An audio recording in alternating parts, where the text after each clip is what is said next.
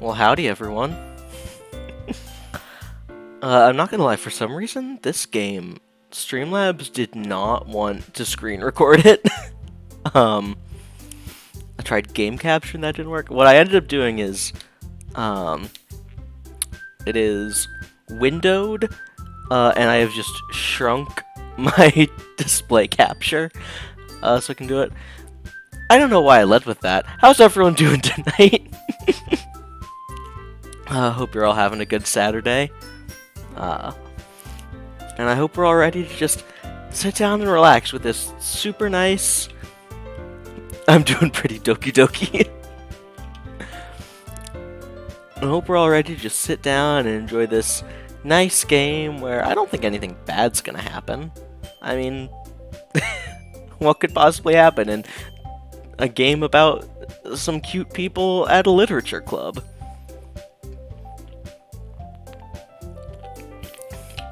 I don't know what could possibly go wrong here. BG3 and Pucas is about to be fantastic background noise. Happy to hear it, absent the textbooks. Only chilling good things. Oh no, of course not, this game is so normal. So normal. Honestly, I thought about just waiting until Wednesday to start this, because why would I start this game during October? That's like, so out of season. It's about reading, right? That's my understanding. My understanding is that it's going to be about reading, and there's going to be, like, a dating simulator element. So yeah, I'm ready to find out which of these girls I am going to simp for. Wholesome romance thing, right? Yeah, that's my understanding of it. I don't see, like, listen to this music. This is some great music. I don't see anything that could go wrong here. I am probably not going to do voices for this series, because I don't know if I can do 4 distinct enough girl voice, and keep them up. I want anime voice Lucas. I'll see what I can do about my own voice. Pucas and hating women. Bro was so meticulous with saying who am I going to simp for.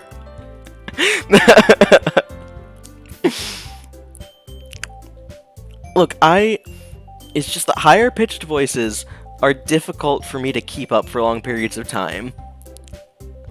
It's a sin to play this game not to voices. Fine, I'll do voices. If that's what... See, my only problem is... With Tyrion, I could lean on accents, give different characters different accents. Look, Celeste, yes! Celeste was one girl voice. I must have missed the part where I did 4 different girl voices for all of Tyrion. Looks Arya. Like I said, I could lean on accents. Arya was distinctive because of her accent. I don't know if it would make sense if all 4 of these girls had different accents. They don't have to be different voices. Well, then how are you gonna... all women the same. Okay. But it'd be funny if they did. One of the girls walks into the literature club. Alright, alright. I'm here to date you. Will you please simp for me, Pucas? Hello, Pucas. Am I the girl you're going to simp for? If we bully you enough, maybe it'll work. Look, okay. Look, this stream is tagged no spoilers, so I don't want any spoilers. I'm stepping out of the bit. One needs a comically deep voice. Should have had me on so I could do half the voices.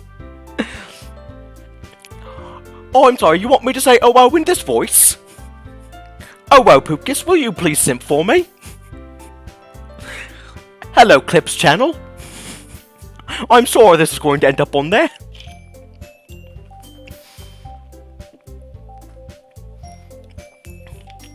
Make the cute small one sound like an extremely buff man. Okay. I take it back, they shouldn't all have different voices, they should all have that voice. Alright, here's what we're gonna do. I'm sure some people in here are familiar, like, have played or watched full playthroughs of this game before. I have not. So if I start doing a voice for a character and it's not going to fit that character at all, tell me, and we'll change it. I thought I was going to get out of doing voices for this one, but I guess not. Alright. If he's asking why I'm not joining them, it's because I'm in the bathroom. No, I don't think I will. Okay. How much do you know? I know that things are going to get serious.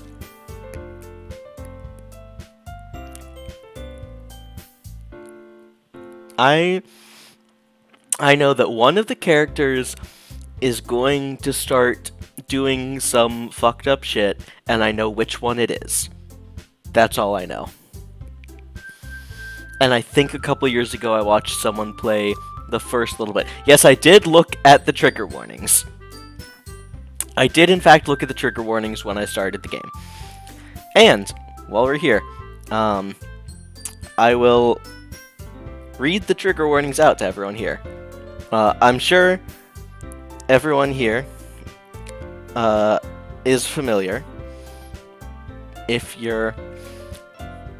There's a Great Gatsby section.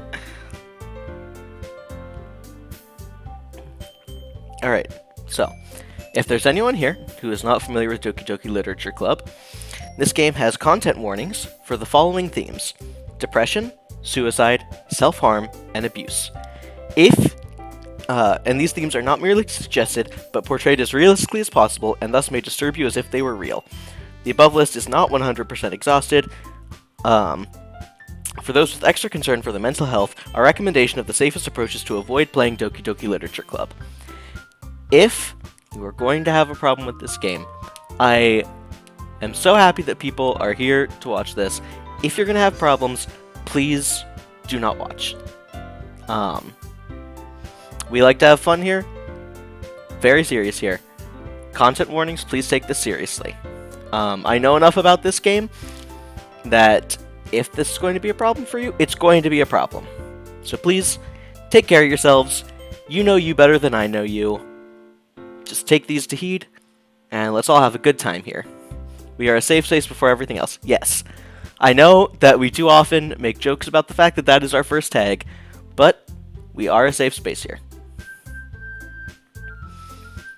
So, that out of the way. Yes, hearts to everyone. That out of the way, I trust that those who are still here are feeling safe. If you need to drop out at any point, just drop out. No one's going to judge you at all. We don't do that here.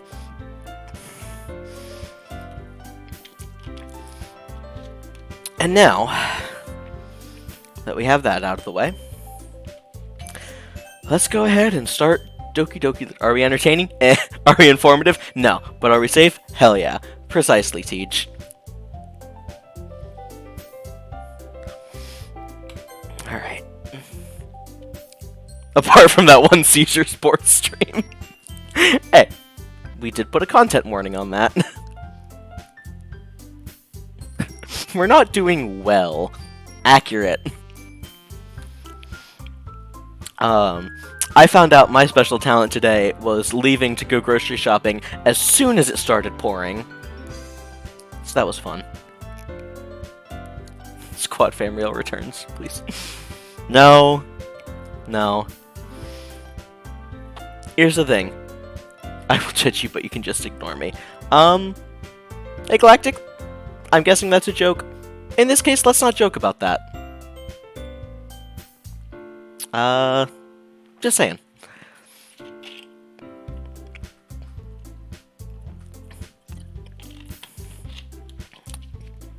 But no, Teach, we're not going to play this as Squadreal, Famreal, Likenreal, Lickens.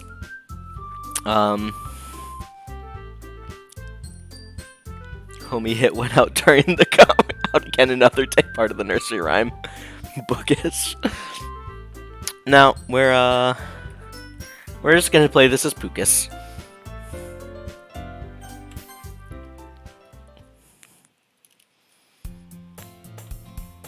Hey! I see an annoying girl running toward me from the distance, waving her arms in the air like she's totally oblivious to any attention she might draw to herself. Bookboy 315. That girl is Sayori, my neighbor and good friend since we were children. You know, the kind of friend you'd never see yourself making today, but it just kind of works out because you've known each other for so long. We used to walk to school together on days like this, but starting around high school, she would oversleep more and more frequently, and I would get tired of waiting. But if she's gonna chase after me like this, I almost feel better off running away. However, I just sigh and idle in front of the crosswork and let Sayori catch up to me. I overslept again, but I caught you this time! Maybe, but only because I decided to just stop and wait for you. You say that like you were thinking about ignoring me. It's mean, Pucas. Well, if people stare at you for acting weird, then I don't want them to think we're a couple or something. Fine, fine. But you did wait for me after all. I guess you don't have it in you to be mean even if you want to. Whatever you say, Sayori. We cross the street together and make our way to school. As we draw near, the streets become increasingly speckled with other students making their daily commute. By the way, Pucas, have you decided on a club to join yet? A club? I told you already, I'm not really interested in joining any clubs. I haven't been looking either. That's not true. You told me you would join a club this year. Did I? I'm sure it's possible that I did in one of our many conversations where I dismissively go along with whatever she's going on about. Sayori likes to worry a little too much about me when I'm perfectly content just getting by on the average while spending by my free time on games and anime. Uh-huh. I was talking about how I'm worried that you won't learn how to socialize or have any skills before college. I forgot how much of a butt your character is at first. We need to make ship names with each of the girls. Hey, Cho Phoenix. Nice to see you here. It's been a while. Starting up some Doki Doki Literature Club for Spooky Month. I was talking about how I'm worried that you won't learn to socialize or have any skills before college. Your happiness is really important to me, you know? And I know you're happy now, but I die at the thought of you becoming a NEET in a few years because you're not used to the real world. You trust me, right? Don't make me keep worrying about you. Please don't call me Chofo. Alright, alright. I'll look at a few clubs if it makes you happy. No promises, though. Will you at least promise me you'll try a little? Yeah, I guess I'll promise you that. Yay! Why do I let myself get lectured by such a carefree girl? Other than that, I'm surprised I even let myself relent to her. I guess seeing her worry so much about me makes me want to ease her mind at least a little bit, even if she does exaggerate everything inside of her head. School day is as ordinary as ever, and it's over before I know it. And after I pack my things, I stare blankly at the wall, looking for an ounce of motivation. Clubs.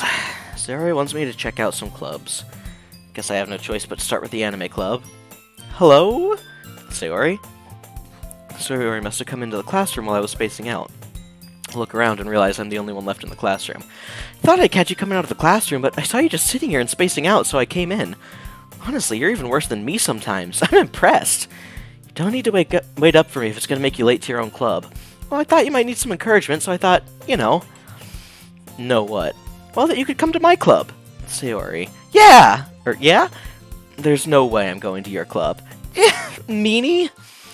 Sayori is vice president of the literature club. Not that I was ever aware that she had any interest in literature. In fact, I'm 99% sure she only did it because she thought it would be fun to help start a new club.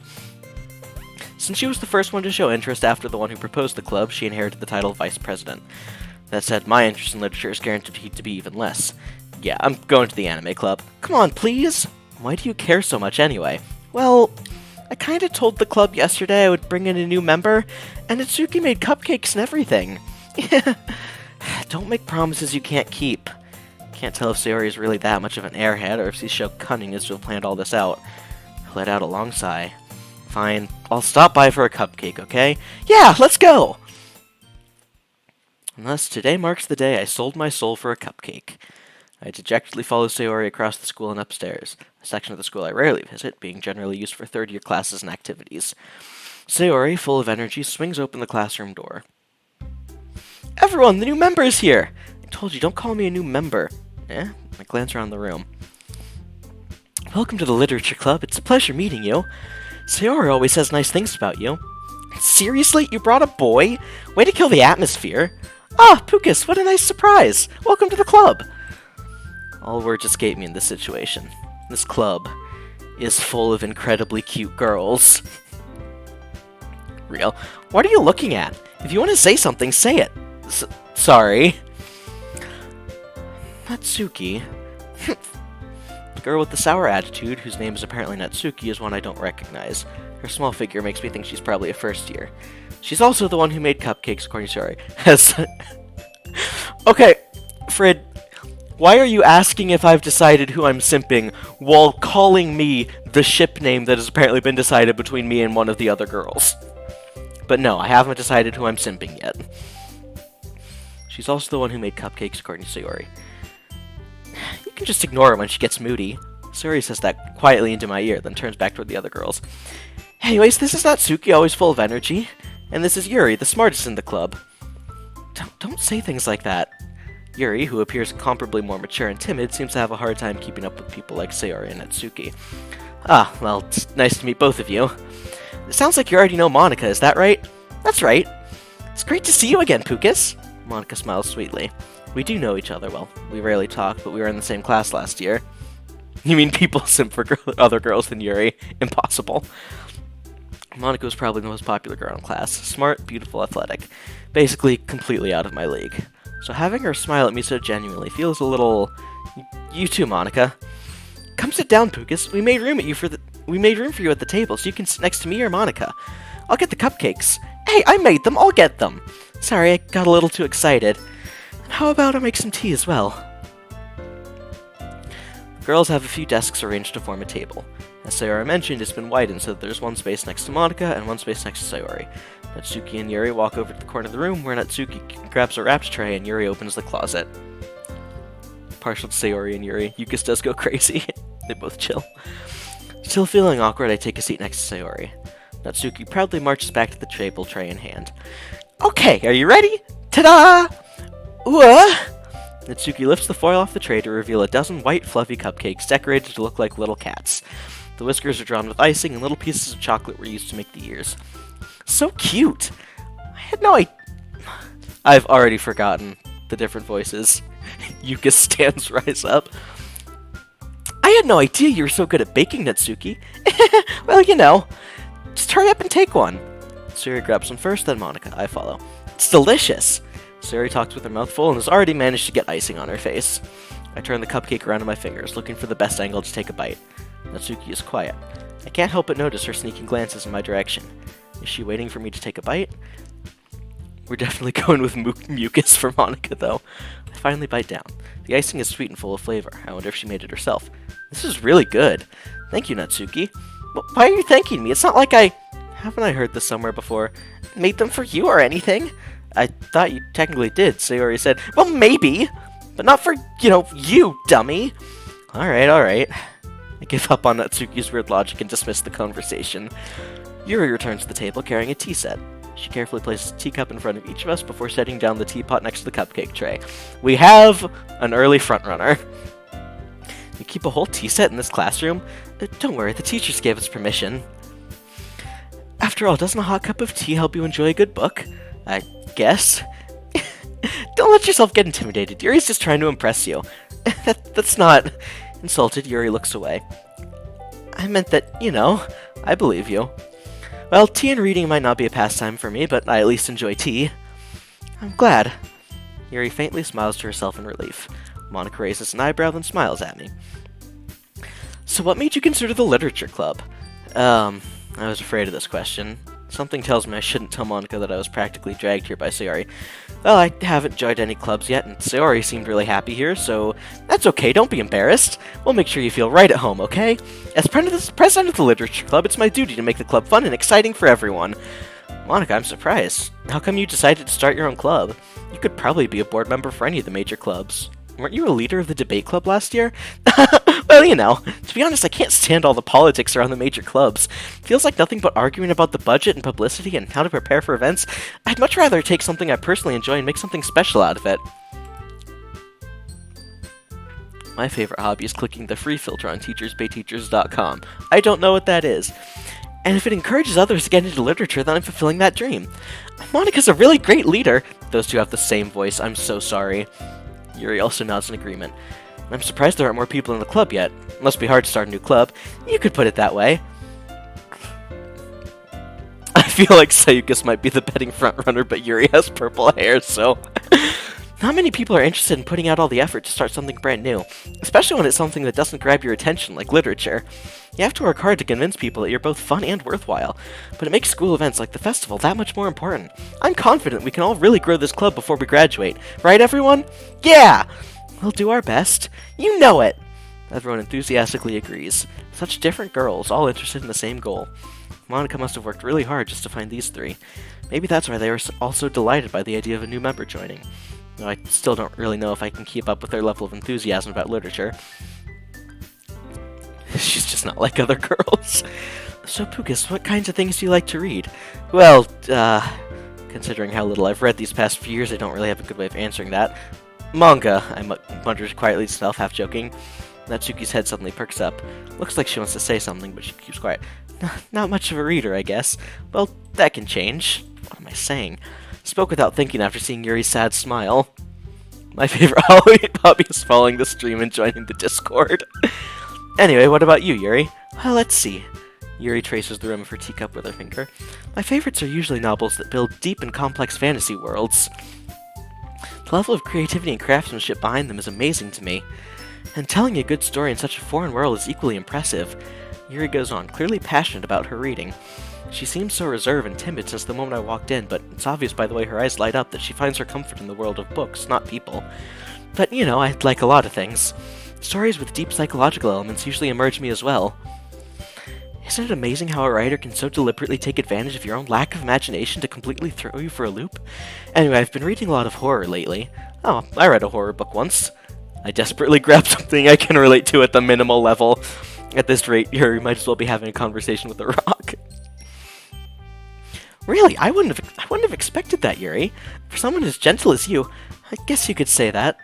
But if a story makes me think or takes me to another world, then I really can't put it down. Surreal horror is often very successful at changing the way you look at the world, if only for a brief moment. I hate horror. Oh, why's that? Well, Natsuki's eyes dart over to me for a split second. Never mind. That's right, you usually like to write about cute things, don't you, Natsuki? What? What gives you that idea? You left a piece of scrap paper behind last club meeting. It looked like you were working on a poem called Don't Say It Out Loud! Give that back! Fine. Your cupcakes, your poems, everything you do is just as cute as you are. Sayori sidles up behind Natsuki and puts her hands on her shoulders. I'm not cute! Natsuki, you write your own poems? Well, I guess sometimes. Why do you care? I think that's impressive. Why don't you share them sometime? No! Natsuki averts her eyes. You wouldn't like them! Not a very confident writer yet. I understand how Natsuki feels. Sharing that level of writing takes more than just confidence. The truest form of writing is writing to oneself. You must be willing to open up to your readers, exposing your vulnerabilities and showing even the deepest reaches of your heart. Do you have writing experience too, Yuri? Maybe if you share some of your work, you can set an example and help Natsuki feel comfortable enough to share hers. I guess it's the same for Yuri. Oh, I wanted to read everyone's poems. You all sit in silence for a moment. Okay, I have an idea, everyone. Huh? Natsuki and Yuri look quizzically at Monica. Let's all go home and write a poem of our own. The next time we meet, we'll all share them with each other. That way everyone's even. Yeah, let's do it. Plus, now that we have a new member, I think it'll help us all get a little more comfortable with each other and strengthen the bond of the club. Yuri would definitely wear all black if she could. Oh, I wish. Isn't that right, Pucas? Monica smiles warmly at me once again. Hold on, there's still one problem. Eh, what's that? Now that we're back to the original topic of me joining the club, I bluntly come forth with what's been on my mind the entire time. I never said I would join this club. Sayori may have convinced me to stop by, but I never made any decision. I still have other clubs to look at, and, I lose my train of thought. All four girls stare back at me with dejected eyes. But, I'm sorry, I thought, Pucas, you all... I'm defenseless against these girls. How am I supposed to make a clear-headed decision when it's like this? That is, if writing poems is the price I need to pay in order to spend every day with these beautiful girls. Right. Okay, I've decided then. I'll join the literature club. One by one, the girls' eyes light up. Yes, I'm so happy! Sari wraps her arms around me, jumping up and down. Hey, you really did scare me for a moment. If you really just came for the cupcakes, I'd be super pissed. And that makes it official. Welcome to the literature club. Thanks, I guess. Okay, everyone. I think with that, we can officially end today's meeting on a good note. Everyone remember tonight's assignment. Write a poem to bring to the next meeting so we can all share. Monica looks over at me once more. Pucas, I look forward to seeing how you express yourself. Yeah. Can I really impress the class star Monica with my mediocre writing skills? I already feel the anxiety welling up inside me. Meanwhile, the girls continue to chit-chat as Yuri and Natsuki clean up their food. Hey Pucas, since we're already here, do you want to walk home together? That's right, Sayori and I never walk home together anymore because she always stayed after school for clubs. Sure, might as well. Yay! Does the poem have to rhyme or can it be Jaden Smith-esque? Who knows? Hey, all I'm saying is, video game Pucas might not be good at poetry.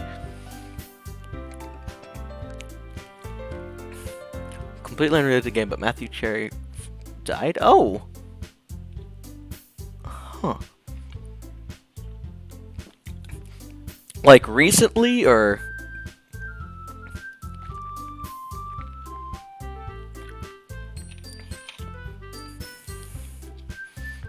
Yes, oh. That sucks. I never watched Friends, but that sucks. With that, the two of us depart the club room and make our way home. The whole way, my mind wanders back and forth between the four girls. Sayori, Natsuki, Yuri, and of course, Monica. Will I really be happy spending every day after school in a literature club? Perhaps I'll have the chance to grow closer to one of these girls. Alright, I'll just need to make the most of my circumstances, and I'm sure good fortune will find me. And I guess that starts with writing a poem tonight. It's time to write a poem. Pick words you think your favorite club member will like. Something good might happen with whoever likes your poem the most.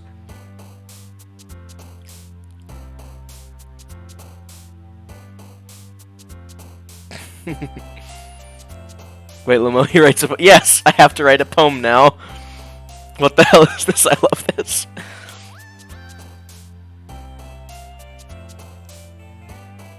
Color. No, apparently that was story. Sorry, suicide? Okay. Which one likes the word nipple, though?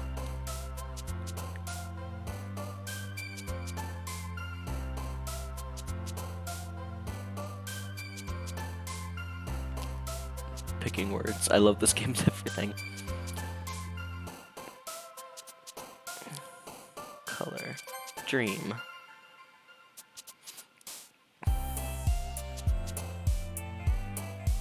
Breathe.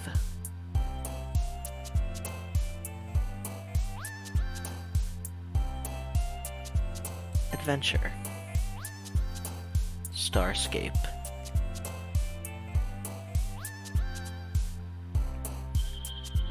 Intellectual.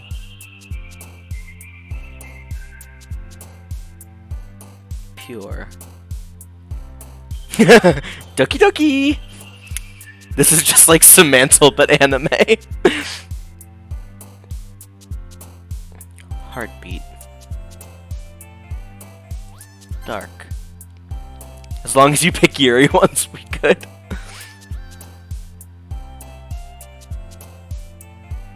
Grief. Sunset. Look, Cho, I'm trying to pick the Yuri ones. But I'm also trying to pick... Look, I haven't... Look, okay. Early frontrunner... How... This is not how you write a poem. Immediately fail. No shot. Okay. Okay. Frontrunners right now, Yuri and Monica.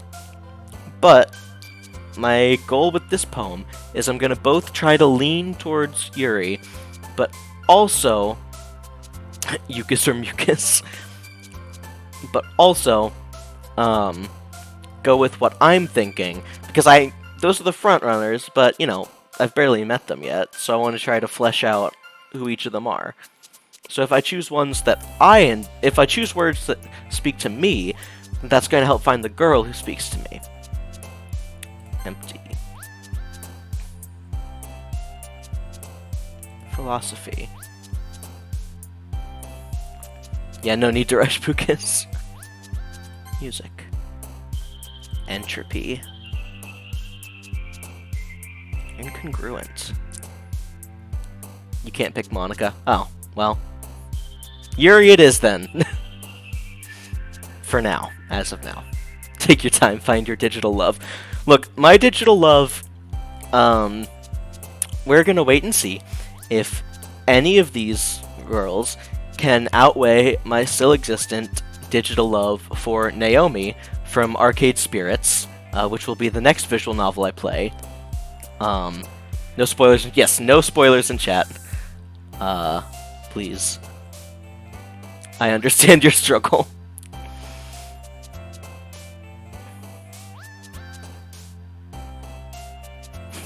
Boop.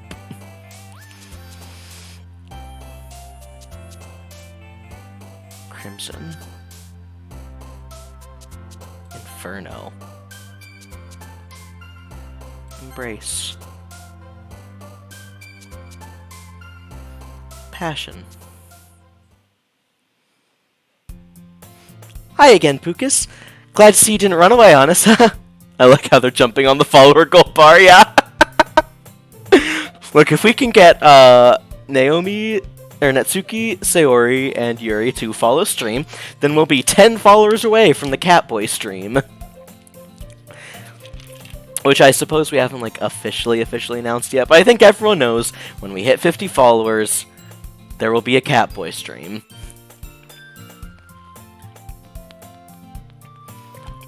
The what? Oh, were you not aware, Fred? Yeah. Pucat Kittens has been memed into existence. Wait, why did I not know about this? Apparently you haven't shown up to many of my solo streams. Look, I was at Spirit Halloween the other week. And I have purchased what I need for the Catboy stream. Glad to see you didn't run away on us. I guess I could follow then. Bold if you don't seem... Wait, Fred, you actually weren't following the channel yet? What the fuck? What? Fred! What? How? What? Fred.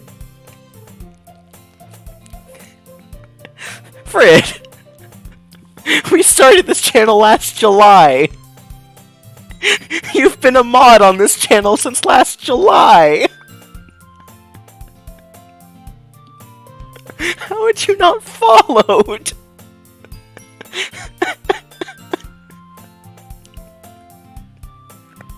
Oh my god.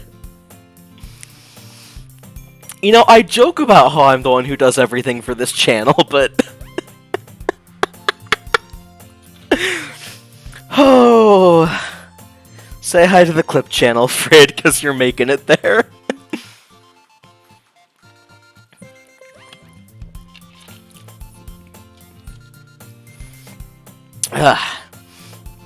No, don't worry.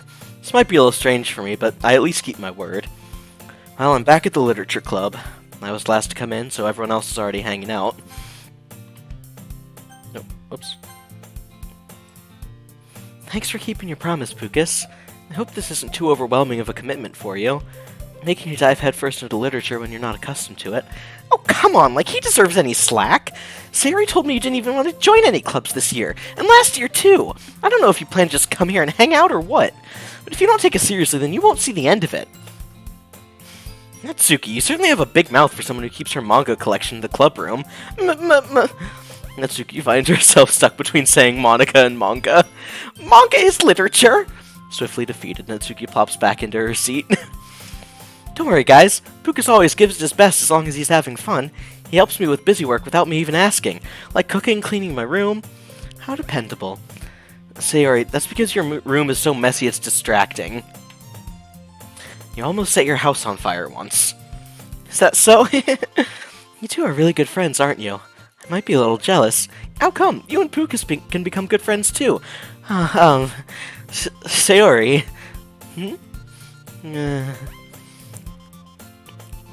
They come in and out of frame with like PowerPoint animations. As usual, Sayori seems oblivious to the weird situation she just put me into. Oh, Yuri even brought you something today, you know. Wait, Sayori, me? Not really. Don't be shy. It's really nothing. What is it? Never mind. Sarah made it sound like a big deal when it's really not. What do I do? I'm sorry, Yuri, I wasn't thinking. Guess that means it's up to me to rescue the situation. Hey, don't worry about it. First of all, I wasn't expecting anything in the first place, so any nice gesture from you is a pleasant surprise. It'll make me happy no matter what. Is that so? Yeah, I won't make it a big deal if you don't want it to be.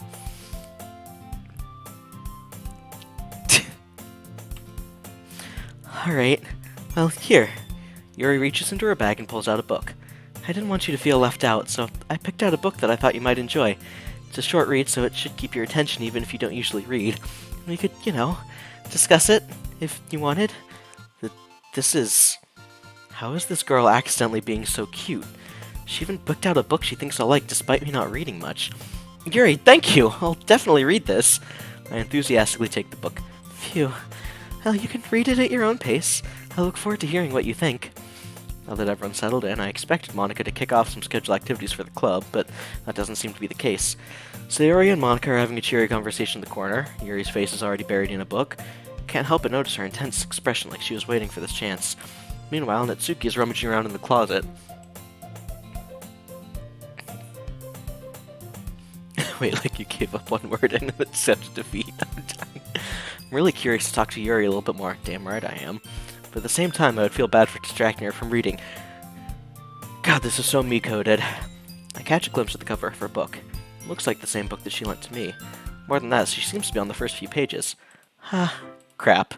I think she noticed me looking at her. She sneaks another glance at me and our eyes meet for a split second. But that only makes her hide her face deeper in her book.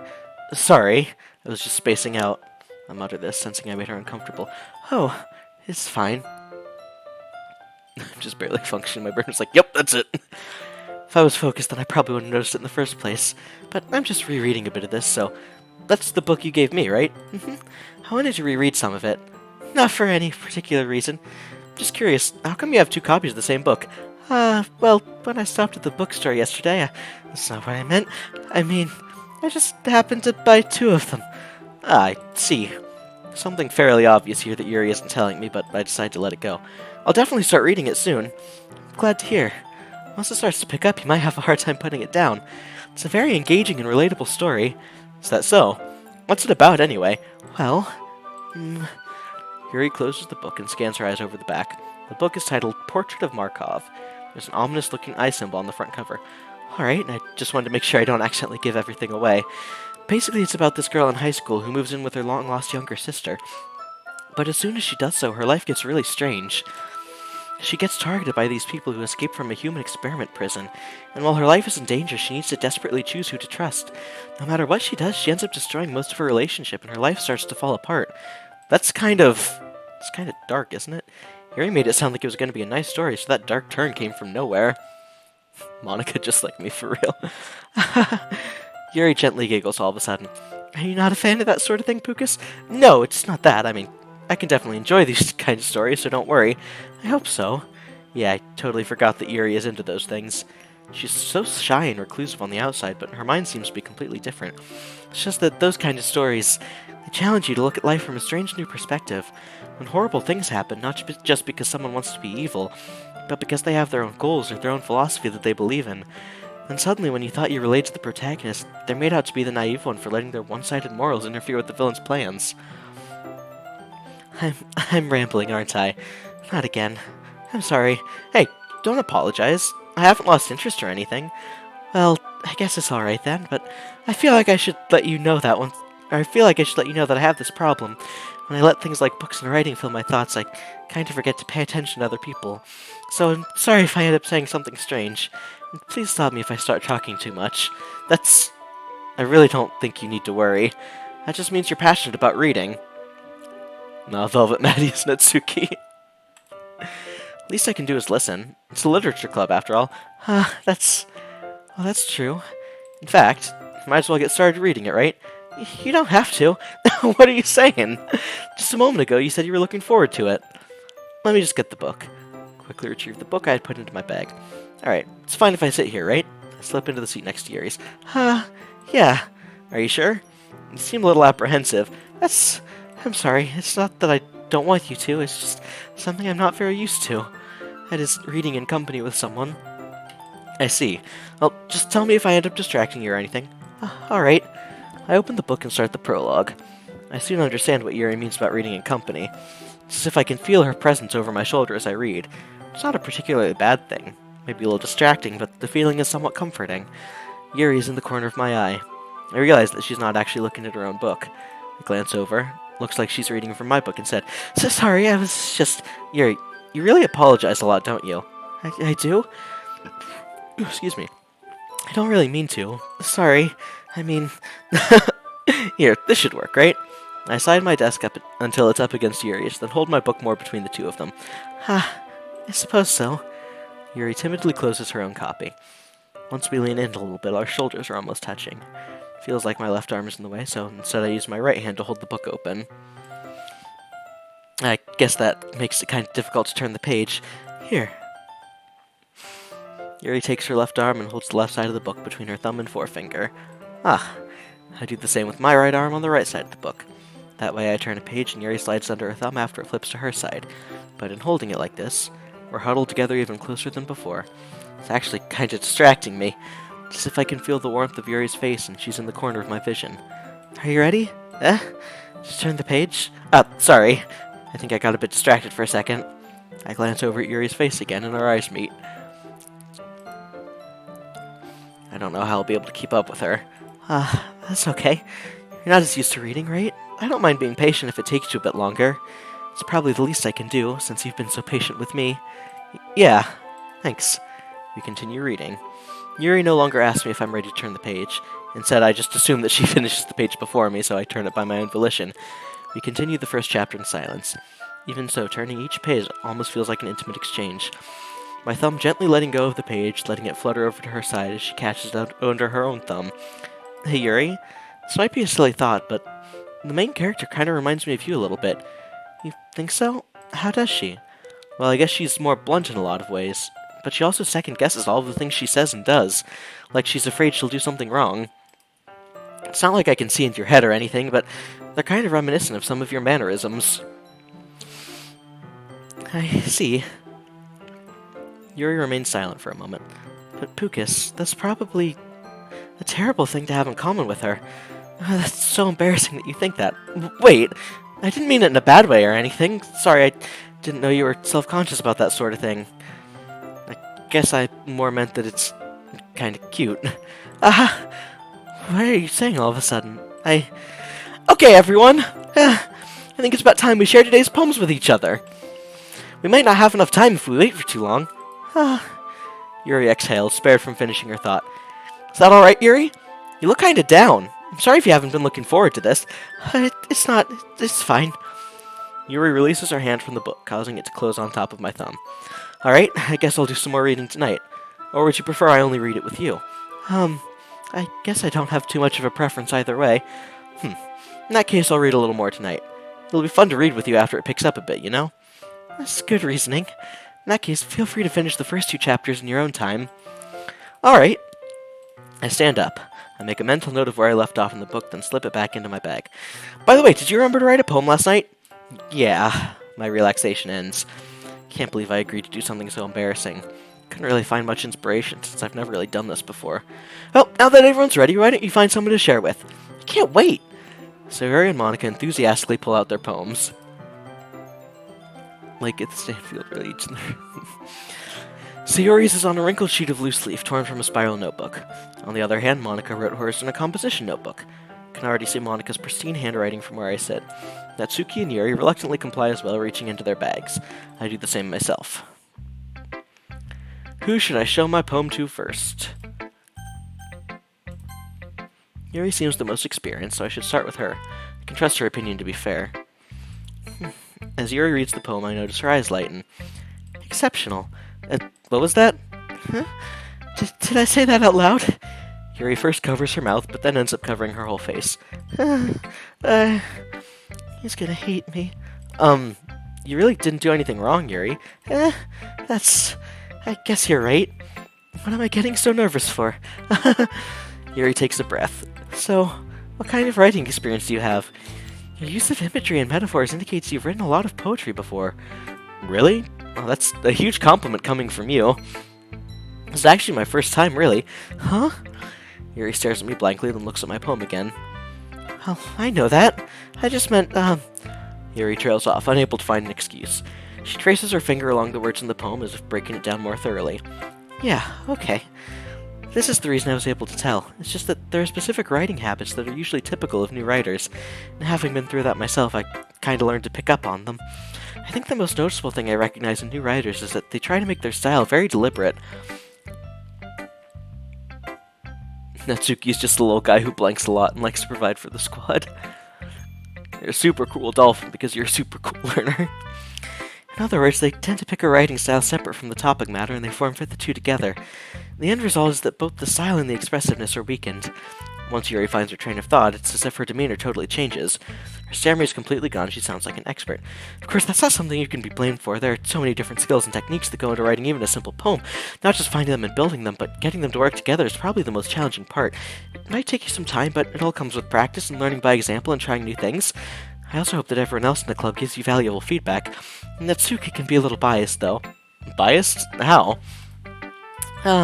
Well, never mind. I shouldn't be talking about people like that. Sorry. It's fine. Not sure if Yuri is apologizing to herself, to me, or Natsuki. Do you mind if I read your poem now? Please do. I'd love to share my thought process behind it. Yuri smiles dreamily as if that's a rare opportunity for her, which itself is kind of funny. After all, isn't this supposed to be a literature club? Ghost under the light. The tendrils of my hair illuminate beneath the amber glow, bathing. It must be this one. The last remaining streetlight to have withstood the test of time. The last to be replaced by the sickening blue-green hue of the future.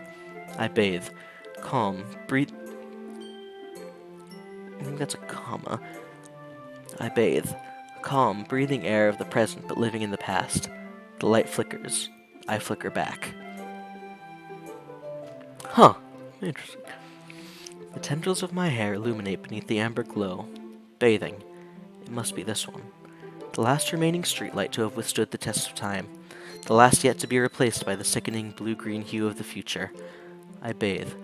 Calm, breathing air of... Calm, breathing air of the Calm, breathing air of the present but living in the past. The light flickers. I flicker back. I'm sorry I have such terrible handwriting. Yeah, it took me a little bit to... What? I wasn't thinking that at all. But it took you a long time to read. Ah, well, I just don't read script very often. I actually think your handwriting is pretty. That's a relief. Also, I liked the poem. Even though it's short, it was really descriptive. It wasn't too short. I usually write longer poems. Not at all. I'm really glad you like it. I'll be honest, since it's our first time sharing, I wanted to write something a little more mild. Something easy to digest, I suppose. Are you into ghosts, Yuri? Actually, the story isn't about a ghost at all, Pucas. Really? I must have totally missed the point. Well, I suppose you did only glance over it after all. But remember that poets often express their own thoughts, feelings, and experiences in their work. They usually do more than tell a simple story or paint a picture. In this case, perhaps the subject of the poem is only being symbolically compared to a ghost, lingering in her last remaining place of comfort, unable to let go of the past, and soon to be left with nothing. It's a lot more solemn putting it that way. Hadn't even thought of that. It's impressive. It's nothing really. Yours was impressive too, so nah. If anything, I could probably learn a thing or two from you. You think so? Yeah, of course. You know, I was really nervous about doing all this, but in the end I enjoyed it. I'm gonna keep doing my best for you, Pucas. Me too. Let's go to Natsuki next. Well, that's about what I expected from someone like you. That's a little blunt. Well, excuse me. It's not like I said it was bad. It just didn't evoke any emotions.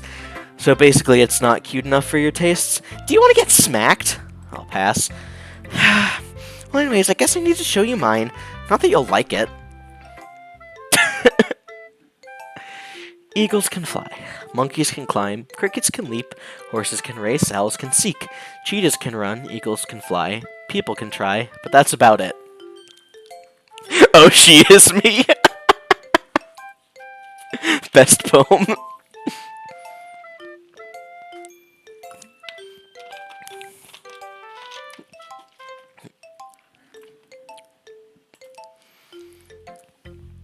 Yeah, I told you that you weren't gonna like it.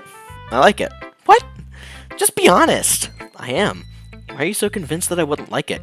Well, because everyone in high school thinks that writing has to be all sophisticated and stuff. Yo, she's just like me for real, for real.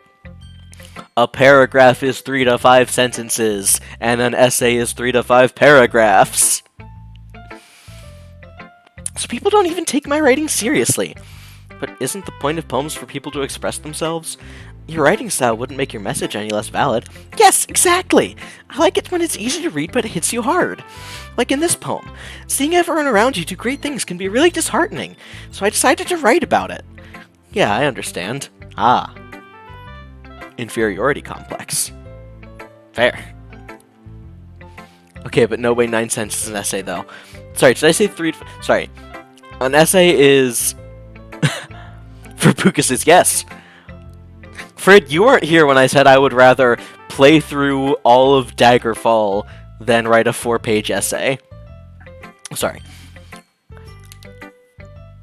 A paragraph is 3 to 5 sentences, and an essay is 5 paragraphs. An intro, a conclusion, and 3 body paragraphs. I can't tell if Na No Way is to me or to Velvet.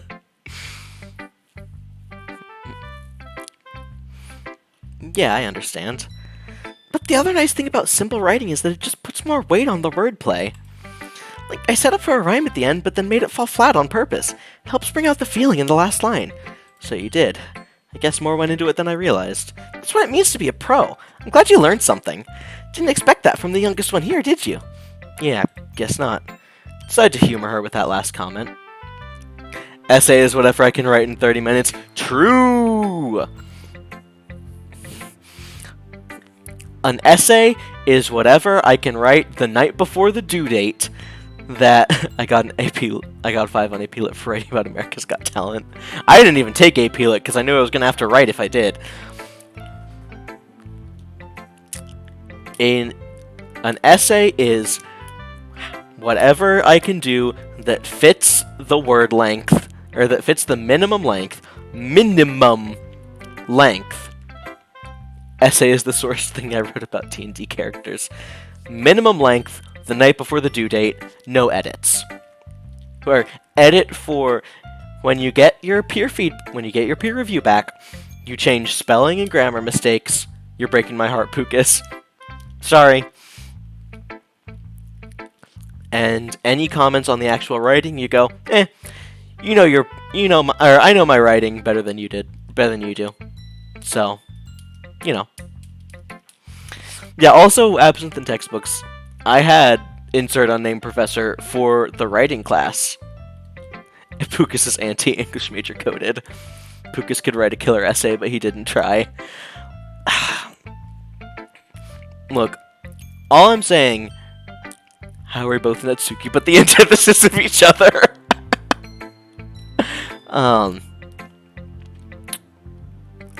Just get your friend to edit and they put it's perfect no matter what. Were we not in that class together? Yes, we were absent in textbooks.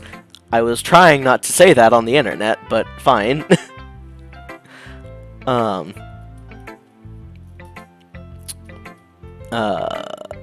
Where was I?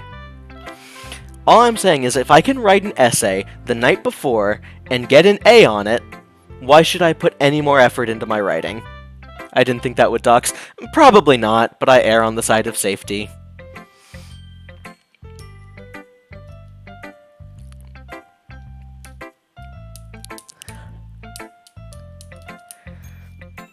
Who needs safety? I know where Pucas lives now because of that. An AU asking for way too much.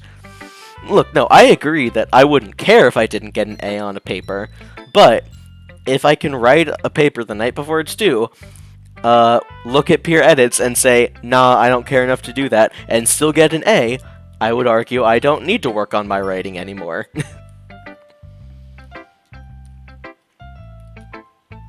That's far from the worst doxing on stream. True. Not even top 5.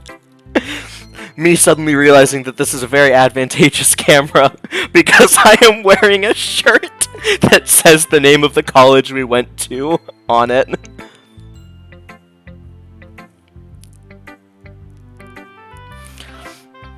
Anyway, I don't really care how old everyone is, but if Natsuki is feeling proud, then I won't take that away from her.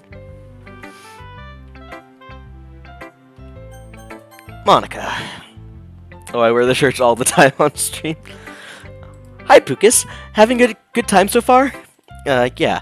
Good. Glad to hear it. By the way, since you're new and everything, if you ever have any suggestions for the club, like new activities or things we could do better, I'm always listening. Don't be afraid to bring things up, okay? Alright, I'll keep that in mind.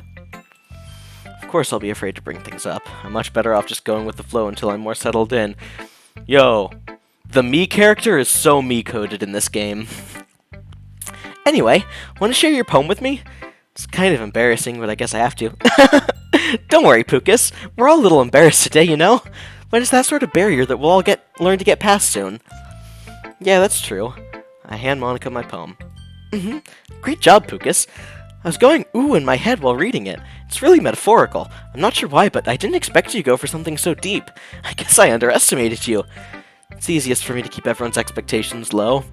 That way it always counts when I put in some effort. That's not very fair. Well, I guess it worked anyway. You know that Yuri likes this kind of writing, what? She does? What? Writing that's full of imagery and symbolism? Unlike Sayori, who likes using simple and direct words to describe the happiness and sadness, Yuri likes it when readers are left to derive their own meaning out of it. It's very challenging to write like that effectively, both allowing people to get something out of it just by feel, or letting them deeply analyze all of the nuances. It can take years of practice, which I'm assuming Yuri has at this point. I never really asked, though.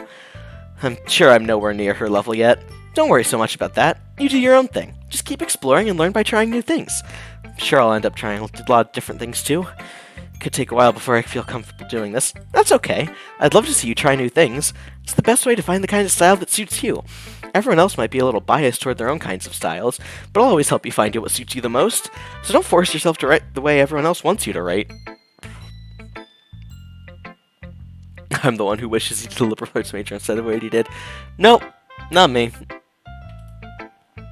It's not like you have to worry about impressing them or anything. Anyway, do you want to read my poem now?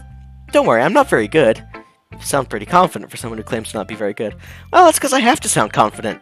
Doesn't mean I always feel that way, you know? I see. Well, let's read it then. Hole in the wall. Did you date them longer than they were in college?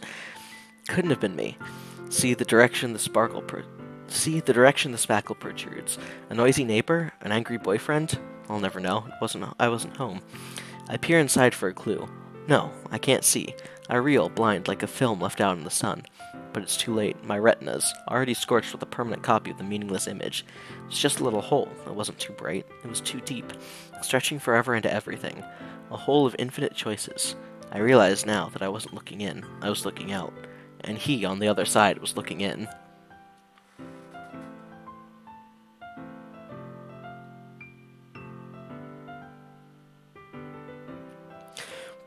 I dated them the same amount of months as times they dropped out, which was 4. That took me as many read-throughs as months to understand. This person was engineered in a lab to make people mad. Christ. So what do you think? It's very free-form, if that's what you call it. Sorry, I'm not really the right person to ask for feedback. It's okay. Yeah, that kind of style has gotten pretty popular nowadays. That is, a lot of poems have been putting emphasis on the timing between words and lines. When performed out loud, it can be really powerful. What was the inspiration behind this one? Well, I'm not sure if I know how to put it. I guess you could say I had some sort of kind of epiphany recently. It's been influencing my poems a bit. An epiphany? Yeah, it's something like that. I'm kind of nervous to talk about deep stuff like that because it's kind of coming on strongly. Maybe after everyone's better friends with each other. Anyway, here's Monica's writing tip of the day. Sometimes when you're writing a poem or a story, your brain gets too fixated on a specific point. If you try so hard to make it perfect, then you'll never make any progress.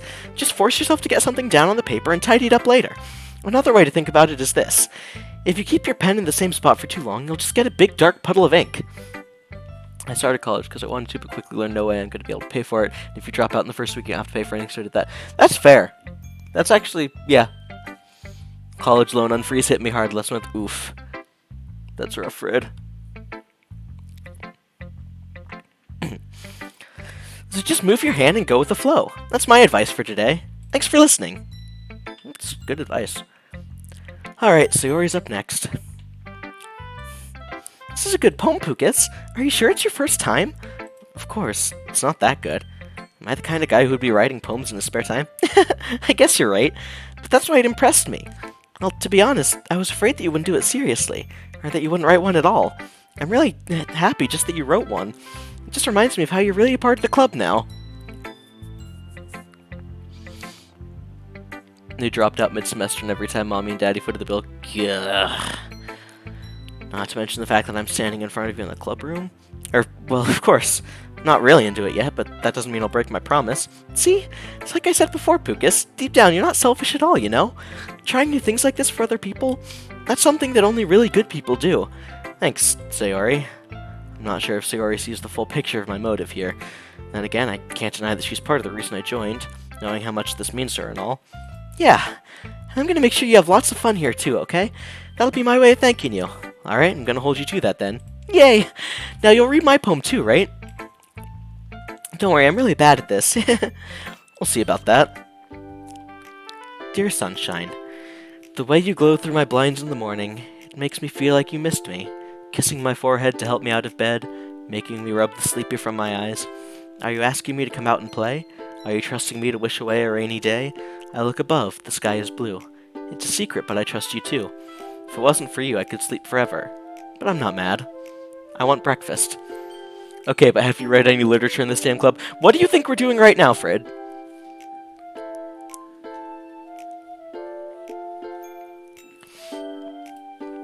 Poems are still literature. Sayori, this is just a guess, but did you wait until this morning to write this? No, just a little bit. You can't answer just a little bit to a yes or no question. This is fine literature, but fine isn't okay. I forgot to do it last night. Well, at least that makes me feel a little better about myself. Don't be mean. I still tried my best. Yeah, I didn't mean to say it was a bad poem. It came out nice, or how should I put it? Sounds just like you. Really? Yeah. Especially that last line. I made eggs and toast. Even though you were late to school. It's bad to skip breakfast. I get all cranky. Well, I guess there's no point in arguing. Anyway, thanks for showing me. This was so much fun. Monica's the best. Yeah. But next time I won't forget. I'm gonna write the best poem ever. Well, I guess I look forward to it. Alright. I feel like now we should read something that I wrote. Since we never actually got to see mine. Self-worth is hard, though. Self-worth is so fucking hard. What if you doxed their number and we all shat on them in, like, a safe space way, though?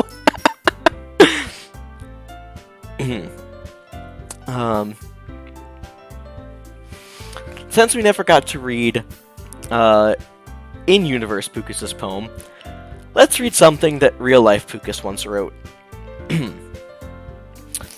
This was a message that I sent over Twitter to, Waze, the GPS app. Here, let me, let's get a full-screen Pucas for this. So, a friend of mine once asked everyone to... God, Art. A friend of mine once asked, a bunch of us to, because Waze had gotten rid of the boy band voice, a friend asked us to send them messages asking to bring back the boy band voice. And a lot of people did a lot of fun things, and I was like, what can I do?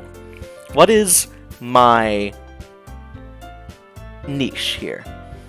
So, as someone who is, in my opinion, pretty decent at poetry and verse, and as someone who was at the time taking an acting Shakespeare class, I wrote some Shakespearean verse.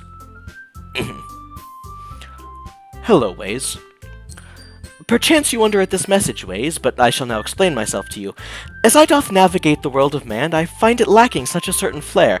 The voice of band of boy is lost to me, and others I have questioned say the same. What is the cause of this? Did we offend? Why have you stripped from us our treasured friend? I beg you, ways, return the boy band voice. For me, my friends, and all the world that mourns the loss of such a precious source of joy. The drivers of the streets and of the roads who love the service you provide to all were better served with wacky, funny voices, but now in misery must make commutes. Perhaps to you it is but a small thing, but please think of the joy that it could bring. I beg thee, ways, bring back the boy band voice. So I sent that to Waze via Twitter DM, and I believe the next day, the boy band voice was back. Not claiming that I had anything to do with that, but I had everything to do with that. Anyway, back to the game. Beautiful tears in my eyes. What's happening? Oh, Teach, I read my Waze poem, since we never got to actually see my in-universe poem. Look, let it not be said... Bro, you're saying what we're all thinking. Let it not be said that I don't know a thing or two about feet. Like metric feet, like an iamb. You know, like, how you have, like, iambs and trochees. I wish I had saved the voice memos I sent to Waze for that. Yeah, but, like, I think the best part is that none of us know what it said, Tej. Anyway. Phew. Guess that's everyone. I glance around the room. Make ChatGPT write your lesson. Yeah, turn it around on those students. That was a little more stressful than I anticipated. It's as if everyone is judging me for my mediocre writing abilities. Bro, half of them said it was really good. Even if they're just being nice, there's no way my poems can stand up to theirs. I might have the notes file. This is a literature club, after all. I sigh. I guess that's what I ended up getting myself into. Across the room, Sayori and Monica are happily chatting. My eyes land on Yuri and Natsuki. They gingerly exchange sheets of paper, sharing their respective poems. As they read in tandem, I watch each of their expressions change. Natsuki's eyebrows furrow in frustration. Meanwhile, Yuri smiles sadly. What's with this language? Huh? Did she say something? Oh, it's nothing. Natsuki dismissively returns the poem to the desk with one hand. I guess you could say it's fancy. Thanks. Yours is cute. Cute? Did you completely miss the symbolism or something? It's clearly about the feeling of giving up. How can that be cute? I know that. I just meant the language, I guess. I was trying to say something nice. You mean you have to try that hard to come up with something nice to say? Thanks, but it really didn't come out nice at all. Well, I do have a couple suggestions. If I was looking for suggestions, I would have asked someone who actually liked it, which people did, by the way. Sayori liked it, and Pucas did too. So based on that, I'll gladly give you some suggestions of my own. First of all, excuse me, I appreciate the offer, but I've spent a long time establishing my writing style. I don't expect it to change anytime soon, unless of course I come across something particularly inspiring. Nope. Which I haven't yet. And Pucas liked my poem too, you know. He even told me he was impressed by it. Natsuki suddenly stands up. Oh? I didn't realize you were so invested in trying to impress our new member, Yuri. That's not what I... You're just... Yuri stands up at Will. Maybe you're just jealous that Pucas appreciates my advice more than he appreciated yours. And how do you know he didn't appreciate my advice more? Are you that full of yourself?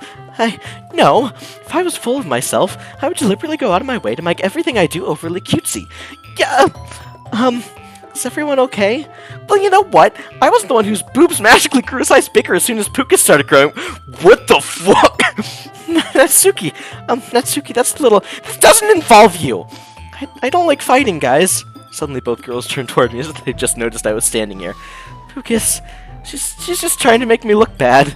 That's not true. She started it. She could get over herself and learn to appreciate that simple writing is more effective, and this wouldn't have happened in the first place. What's the point in making all your poems all convoluted for no reason? The meaning should jump out of the reader, not force them to have to figure it out. Help me explain that to her, Pucas. Well, wait. There's a reason we have so many deep and expressive words in our language. It's the only way to convey complex feelings and meaning them most effectively. Avoiding them is not only unnecessarily limiting yourself, it's also a waste. You understand that, right, Pucas? I just had ChatGPT write a poem about you, and it's amazing.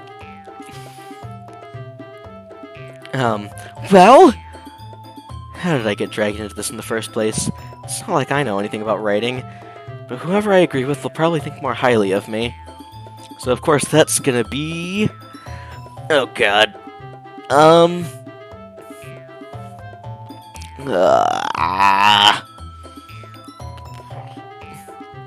like Yuri more so far, but I actually agree with Natsuki here on this. But I don't want Yuri to think less of me.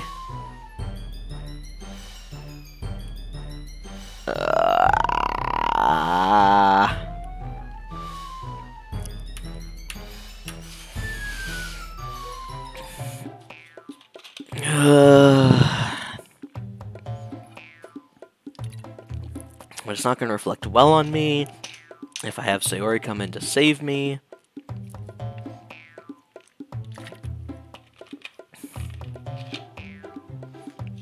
The first choice, right?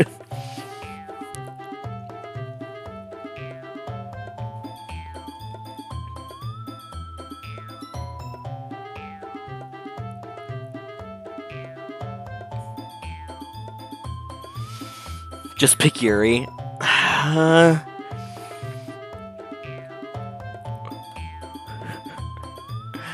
Roll a d3. Purple hair is best. Okay, I mean, yeah, but I don't know. It's kind of...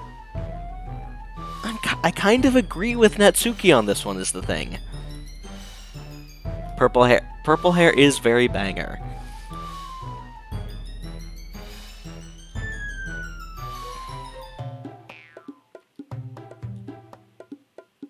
I don't know, like, the reading moment with Yuri was really cute, and I enjoyed that. Yeah, I did like Yuri's poem more. Natsuki, you're right that I liked your poem. See? Wait. That's not an excuse for you to be so mean. You shouldn't pick a fight just because someone's opinion is different. It's not what happened at all. Yuri wouldn't even take my poem seriously. I understand. Yuri? Huh? You're a seriously talented writer. It's no secret that I was impressed. Well, here's the thing. No matter how simple or refined someone's writing style is, they're still putting their feelings in it, and it becomes something really personal. That's why Natsuki felt threatened when you said her poem was cute. I see. I didn't notice that I'm sorry. But Natsuki, you took it way too far.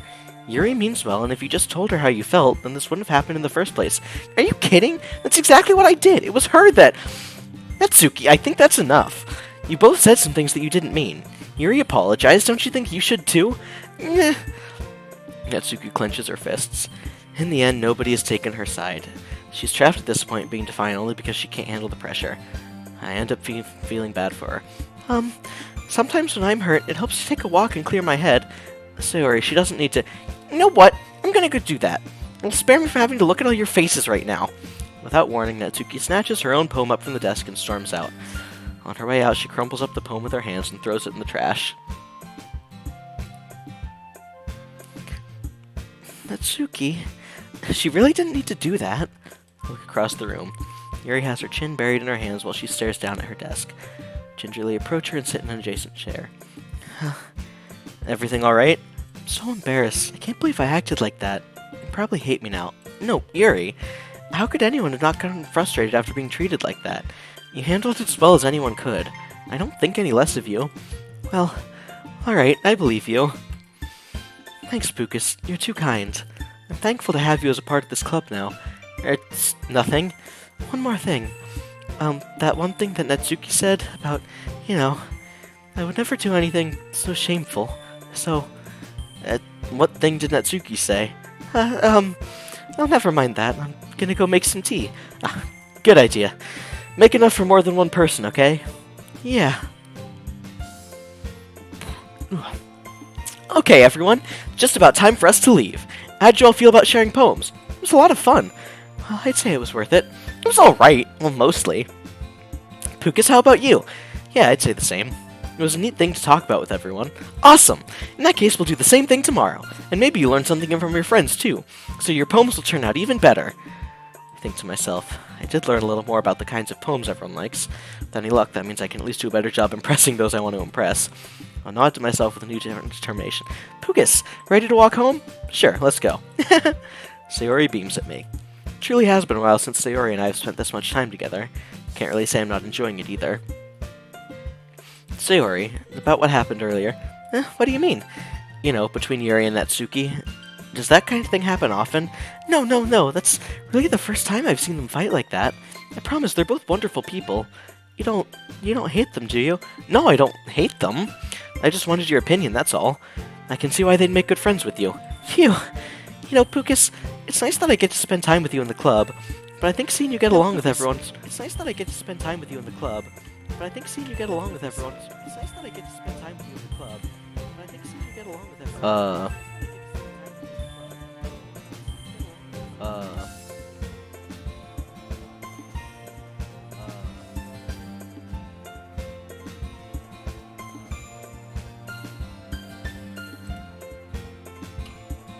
That was weird. That was weird. That was weird.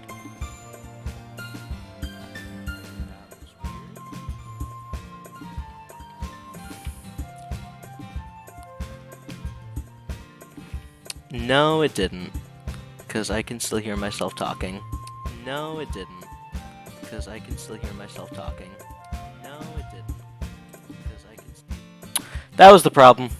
I accidentally opened Chrome to my Twitch stream.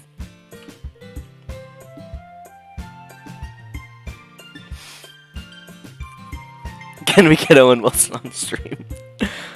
Okay, yeah, I accidentally opened Chrome, and I think I right-clicked on Chrome, and one of the top things was the Twitch stream. Anyway. Oh wait, what did I miss? Well, I think seeing you get along with everyone is what makes me happiest. And I think everyone really likes you too. That's... Every day is going to be so much fun. Looks like Sayori still hasn't caught on to the kind of situation I'm in. Sure, being friends with everyone is nice, but does it really need to stop there? We'll just have to see what the future holds, Sayori. Pat Sayori on the shoulder. Said that more to myself than to her, but it's easy to use Sayori as an internal monologue sometimes. Okay. Yeah, let's do this.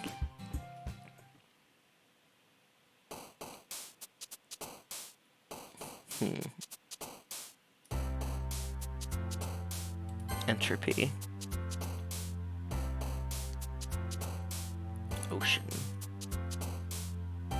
Melancholy. Kawaii! Melody.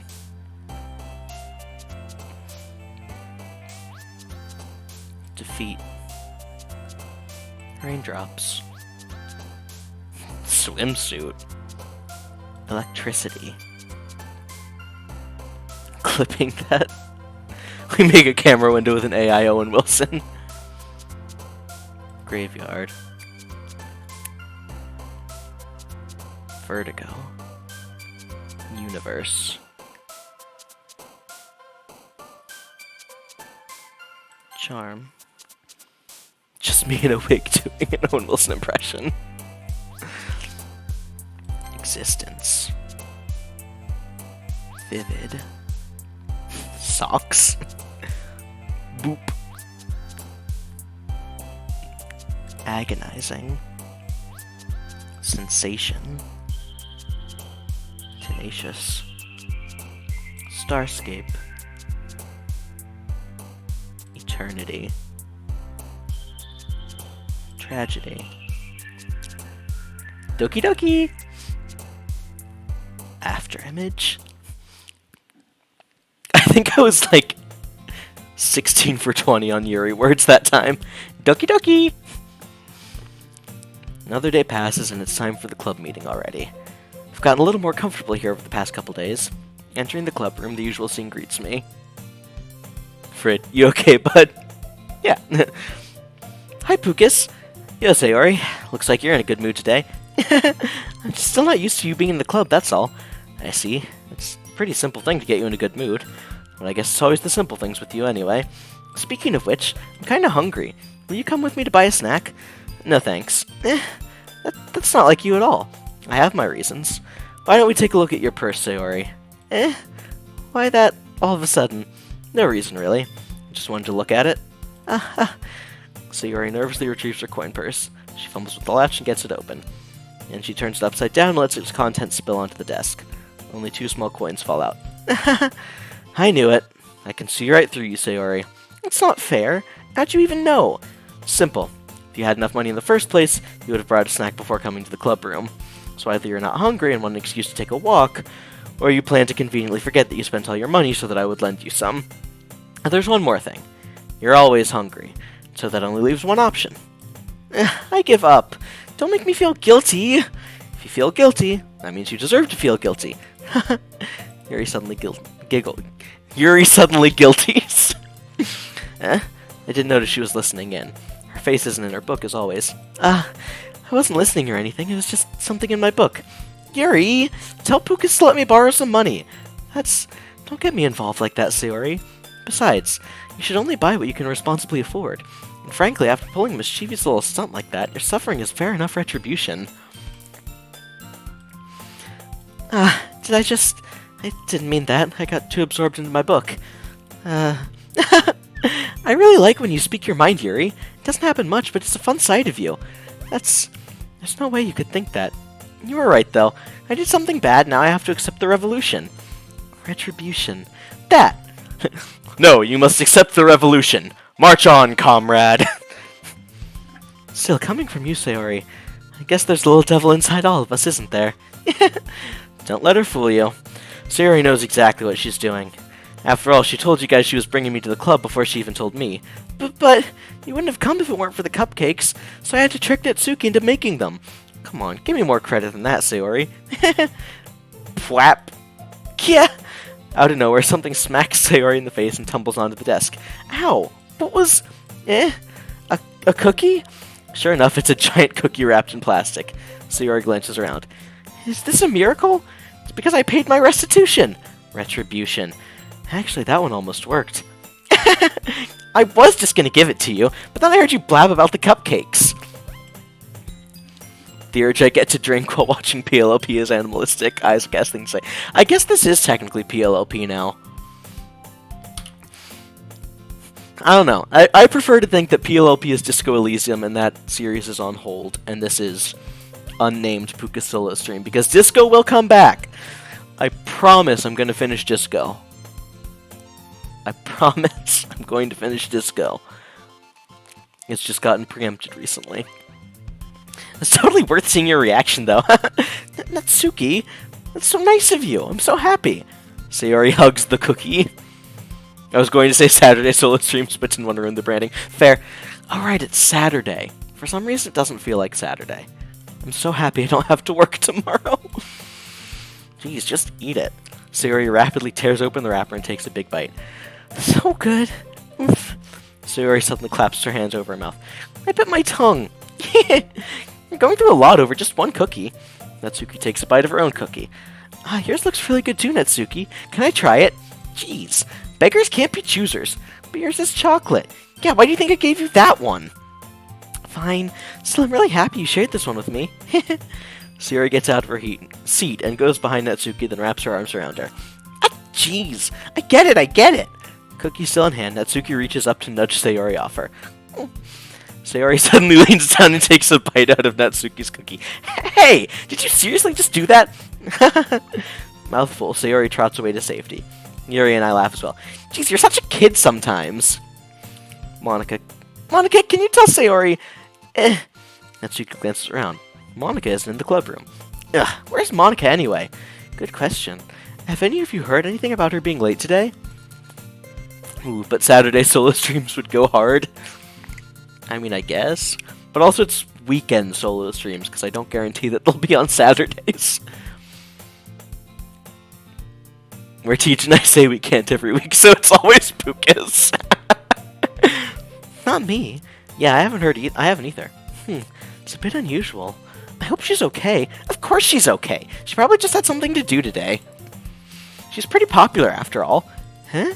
You don't think she has a I wouldn't be surprised. She's probably more desirable than all of us combined. That's true. Excuse me. Suddenly, the door swings open. Sorry, I'm super sorry. There you are. I didn't mean to be late. I hope you guys weren't worried or anything. Eh? Monica chose the club over her boyfriend after all. You're so strong-willed. But boyfriend? What on earth are you talking about? Monica quizzically glances at me. Never mind that. What held you up anyway? Well, my last period today was study hall.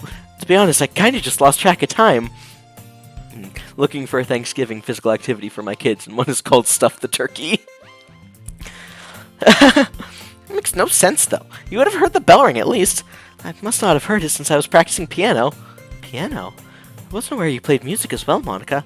I don't really. I just kind of started recently. I've always wanted to learn piano. That's so cool. You should play something for us, Monica. Monica looks at me. Maybe once I get a little bit better, I will. Yay! That sounds cool. I'd also look forward to it. Is that so? In that case, I won't let you down, Pucas. Monica smiles sweetly. I didn't mean any pressure or anything like that. Don't worry, I've been practicing a whole lot recently. It's me, I'm Monica's boyfriend. Happy to have you here, Sassy Spoon.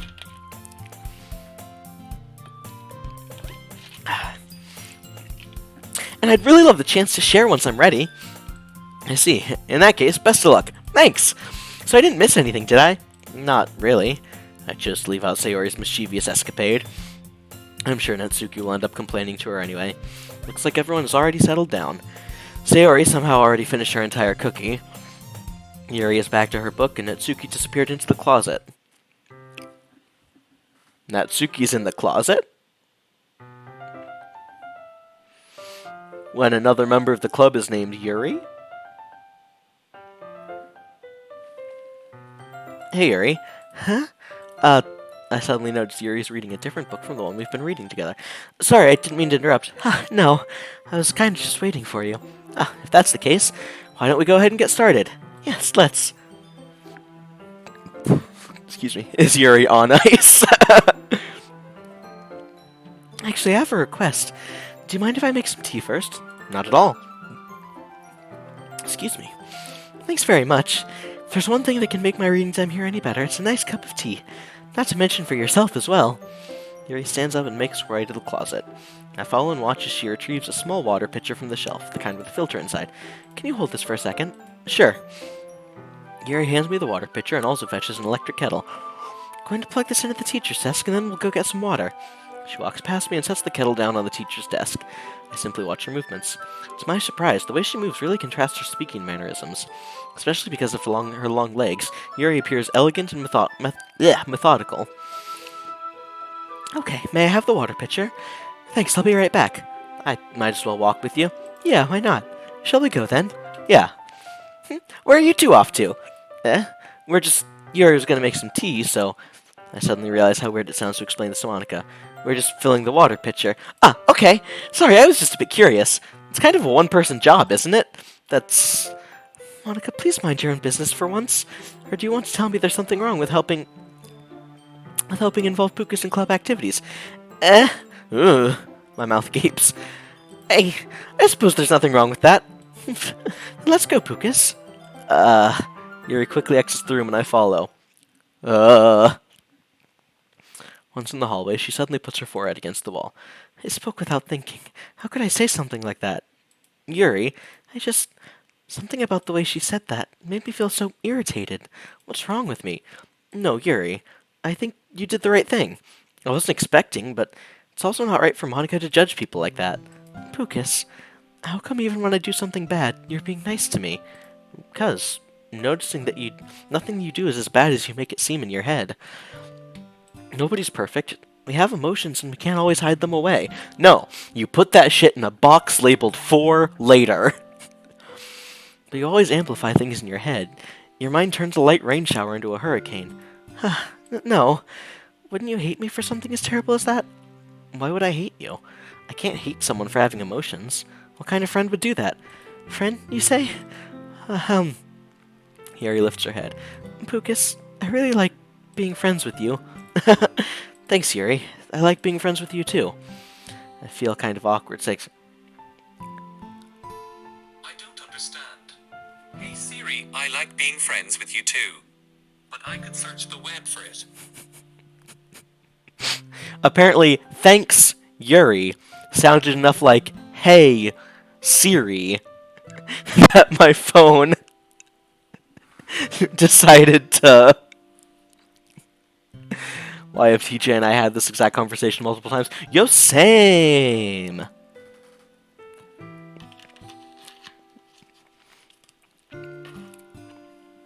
But no, apparently, thanks, Yuri, sounded enough like a trigger phrase for a virtual assistant that my phone decided to chime in. For a Maddie and Pucas us time moment. Would you say it's our hour? I feel kind of awkward saying something like that, but I'm doing my best to help Yuri feel better. Anyway, yeah, shall we go? Yeah. No. Yuri and I walk to the nearest water fountain. Once we fill up the water pitcher, we return to the classroom. Pucas, do you like oolong tea? Yeah, anything's fine. Very well. Yuri sets the temperature on the kettle to 200 degrees. Now it's time to get the teapot. You really do this properly, don't you? Of course. I shouldn't do any less when I'm making tea for others. Even if I'm not an expert on tea or anything? In that case, you'll only be even more impressed. Perhaps I will. I need to get a good tea set. I was looking at that the other week. Yuri fetches the teapot and begins measuring the tea leaves. To my surprise, she even starts humming a little to herself. Must be in a good mood now. Is that so? I was letting it show, and you noticed. I was doing a bit of thinking, and I decided I would try expressing myself a little more. Turns out it's not very hard for me to do, when it's you who's around anyway. Ah, that's great, Yuri. Just don't push yourself too much. You're always worrying about me, Pucas. It's very endearing. Yuri wasn't kidding. I don't even know if I can keep up with this. I watch Yuri pour a cup of tea for each of us. Pucas, I have another request. Do you mind if we sit on the floor today? Why's that? It's a little bit easier on my back. I can read with my back against the wall rather than bending over at my desk. Sorry, I didn't realize. No worries. I just have back pain fairly regularly, so I do my best to manage it. Is that so? I wonder why that is. It's most likely because your posture, right? Always hunched over like that while reading. Yes! I have terrible reading posture. So that's why we should sit on the floor. Fair enough. I'll go ahead and get the book. Yes. Terrible reading posture. Nothing else would be causing this back pain. They're so mobile. I retrieved the book from my bag. I have some chocolate as well. It's a bag of small chocolate candies that I kept hidden from Sayori's candy radar. I take it since it'll go well with the tea. Yuri and I then sit against the wall, teacups at our side. As if in sync, we assume the same reading position as last time, each holding one half of the book. Except this time, our bodies are even closer to each other. I can't see too well. Yuri slides closer till our shoulders are touching. How am I supposed to focus on reading like this? Yuri was always kind of cute, but when she's being less apprehensive, it's almost more than I can handle. Your teacup. Yuri hands me my teacup. Holding it with my hand that's not holding the book, I end up in a position that makes it even harder to focus. Because now I need to worry about making sure I don't accidentally touch her chest. Meanwhile, Yuri hasn't noticed a single thing. She wears her intense reading expression. I can only presume the world around her has faded away. I use all of my willpower to focus on reading. After a few minutes, I finally manage to relax a little. I put the teacup between my legs and fumble with the chocolate wrapper. Sorry. Briefly let go of the book to finish opening the wrapper. You can have as much as you want. That's okay, I won't take any. Are you sure? Sounds about right. Well, if I touch it, then I might get smudges on the pages. You're right. I didn't even think about that. My bad. No need to apologize. I'll hold the book, okay? Are you sure? You took the time to tell us that. Oh. Guys, Isaac said he hates us and white. That's why he isn't here. He told me that too. Yes, that's about right. You took the time to tell us that. Of course. Yuri opens the book with both hands. She holds it so that I don't have any harder time reading from it. But as a result, her left arm is practically resting on top of my leg. Well, in that case, Yuri's already totally focused on reading again. I take a chocolate candy and pop it in my mouth. Then I take another chocolate and hold it up to Yuri. She doesn't even look away from the book. She simply parts her lips as if the situation was completely natural. But that means I can't stop here. I apprehensively place the chocolate in her mouth. Just like that, Yuri closes her lips over it. Huh? Yuri's expression suddenly breaks. Did I just... Yuri looks at you like she needs to confirm what just happened. Pucas. Sorry. Guess I shouldn't have done that. Well, you were just helping. That's something that friends do, right? I mean, not really in this kind of context, but yeah, that's all it was. Yeah. Then you don't need to stop or anything. I see. The situation's gotten really tense. Yuri tries to return to the book, but I can tell just by her expression that even she can't focus now. My heart is pounding. I nervously take another chocolate between my fingers, but this time Yuri's eyes meet mine. How did it even come to this? Yuri doesn't avert her gaze. I notice her chest rising and falling to the rhythm of her breaths. I raise my arm. Like before, Yuri parts her lips, but it's different this time. I take the chocolate and place it in her mouth. I feel her hot breath on my fingers. Okay, everyone!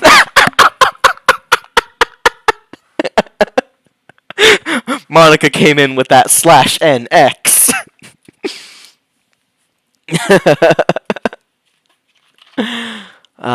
Good shit. I'm out of Mountain Dew.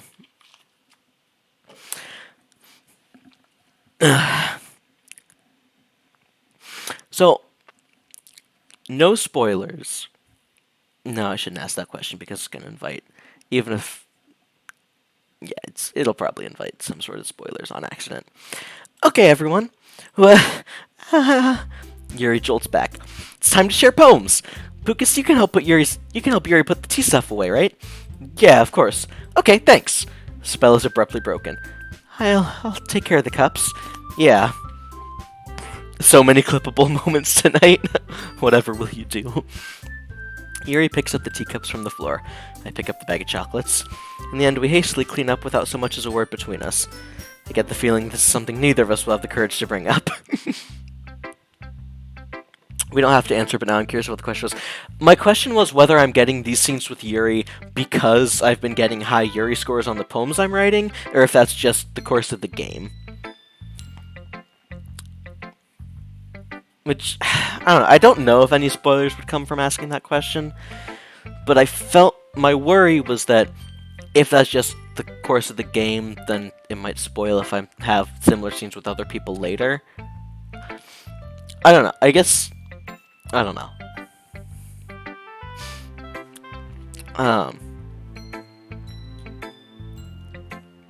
don't know, because I can see it going either way, that, like, you get these scenes no matter what, or I can see it being that because my Yuri score has been so high, that's why I'm having scenes with Yuri instead of Sayori or Natsuki.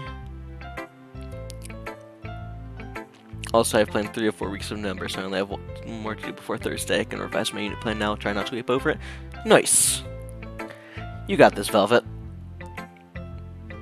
I'm still fucking floored by the fact that I look at the mini feed and the first thing I see is Afraid of Butter has followed. Can't fucking believe that a year and 3 months later you hadn't followed our own channel.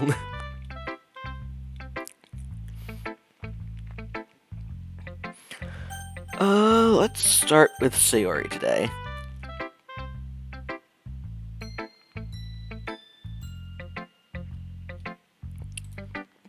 Ooh, I like this one, Pucas. It has some nice feelings in it. Ah, I'm glad. Does that mean it's better than yesterday's? Let me think. I don't know. I guess I like them both. It's not very helpful, you know. Well, I was just trying to decide whether or not to follow. Yeah, you really needed a good period of time to figure out if this stream was one that you wanted to follow. Well, I'm not very good at figuring out if poems are good or bad. But that's why I just go by my heart. If it makes me feel things, then it must be a good poem. I'm not sure that's exactly how it works. Then again, I guess conveying feelings is a pretty important part of this whole thing. Yeah, maybe. Honestly, I don't even know what kind of writing you like in the first place. Yeah, me neither. Why don't you at least try giving it some thought? You want to write something for me? That's so sweet. Yeah, right. But you're always thinking about other people. You need to think about yourself once in a while. If you don't, you might end up getting hurt at some point. Well, I don't really know what you mean, but I'll try to keep it in mind. Well, whatever. Anyway, let's see. I guess I like happy poems. Wait, sometimes I like sad poems too. Sometimes a little bit of both. There's a word for that, right? What's the word I'm looking for? Bittersweet, yeah. I like things that are happy and things that are sad. Happy and sad? I can't see you liking something sad, Sayori. Well, I like happy the most, but sometimes when you have a little rain cloud in your head, a sad poem can help give the rain cloud a little hug and make a nice happy rainbow. Sayori, that's unexpectedly poetic. It is? Maybe I'm getting better at expressing my feelings after all. Thanks, Pucas. I should go write that down then. You can read my poem now, okay?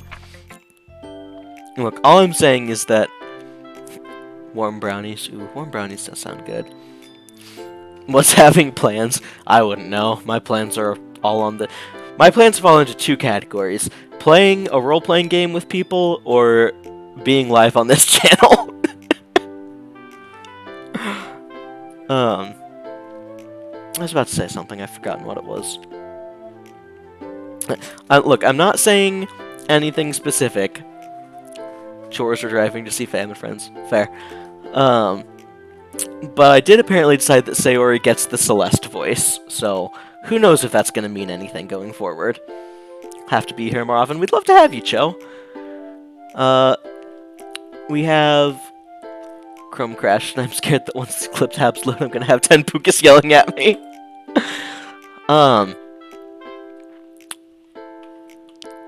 Yeah, we'd love to have you here more often. We have, only 10. I like to think we have a pretty great community. Bottles. I pop off my scalp like the lid of a cookie jar. That started an interesting way. I pop off my scalp like the lid of a cookie jar. It is the secret place where I keep all my dreams. This is your channel and I clip more than you do. That's why you have the artist badge, Velvet. Pop off my scalp like the lid of a cookie jar. It's the secret place where I keep all my dreams. Little balls of sunshine all rubbing together like a bundle of kittens. I reach inside with my thumb and forefinger and pluck one out. It's warm and tingly.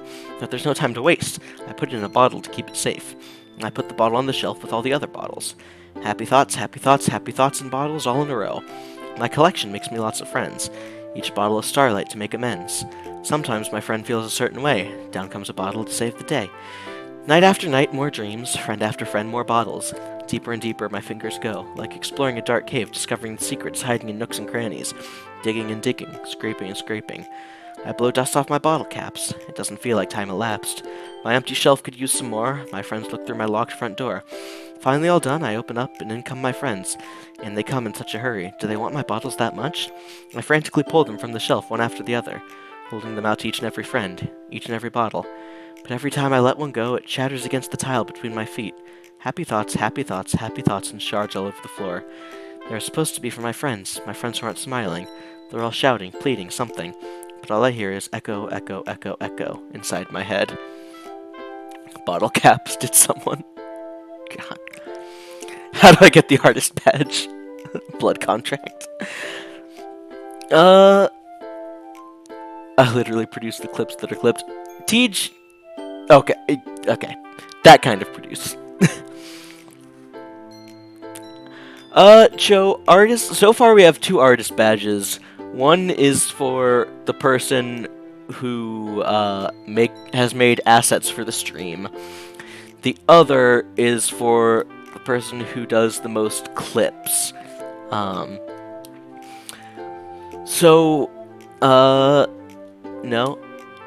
Can I type the command? Sure, Velvet, you can type the command. I'll allow it.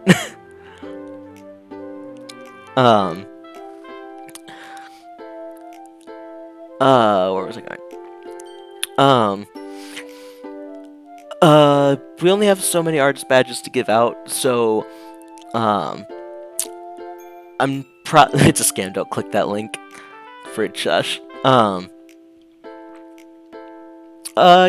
but yeah.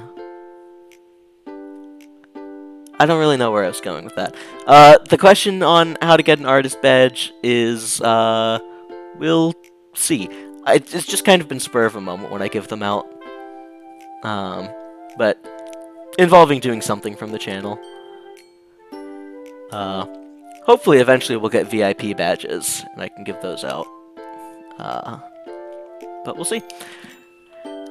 Anyway, Sayori, you need to, focus on, your own mental health a little bit, instead of giving all your happiness away to friends. Ooh, can I be VIP? You are mod, my dude. You can get one if you make the tanks. Probably won't. To BHL Discord things I join just end up putting on mute and never touching again. That's fair. I do that with a lot of Discords. When we get channel points, can we take measures to make sure I always have one more than Isaac? But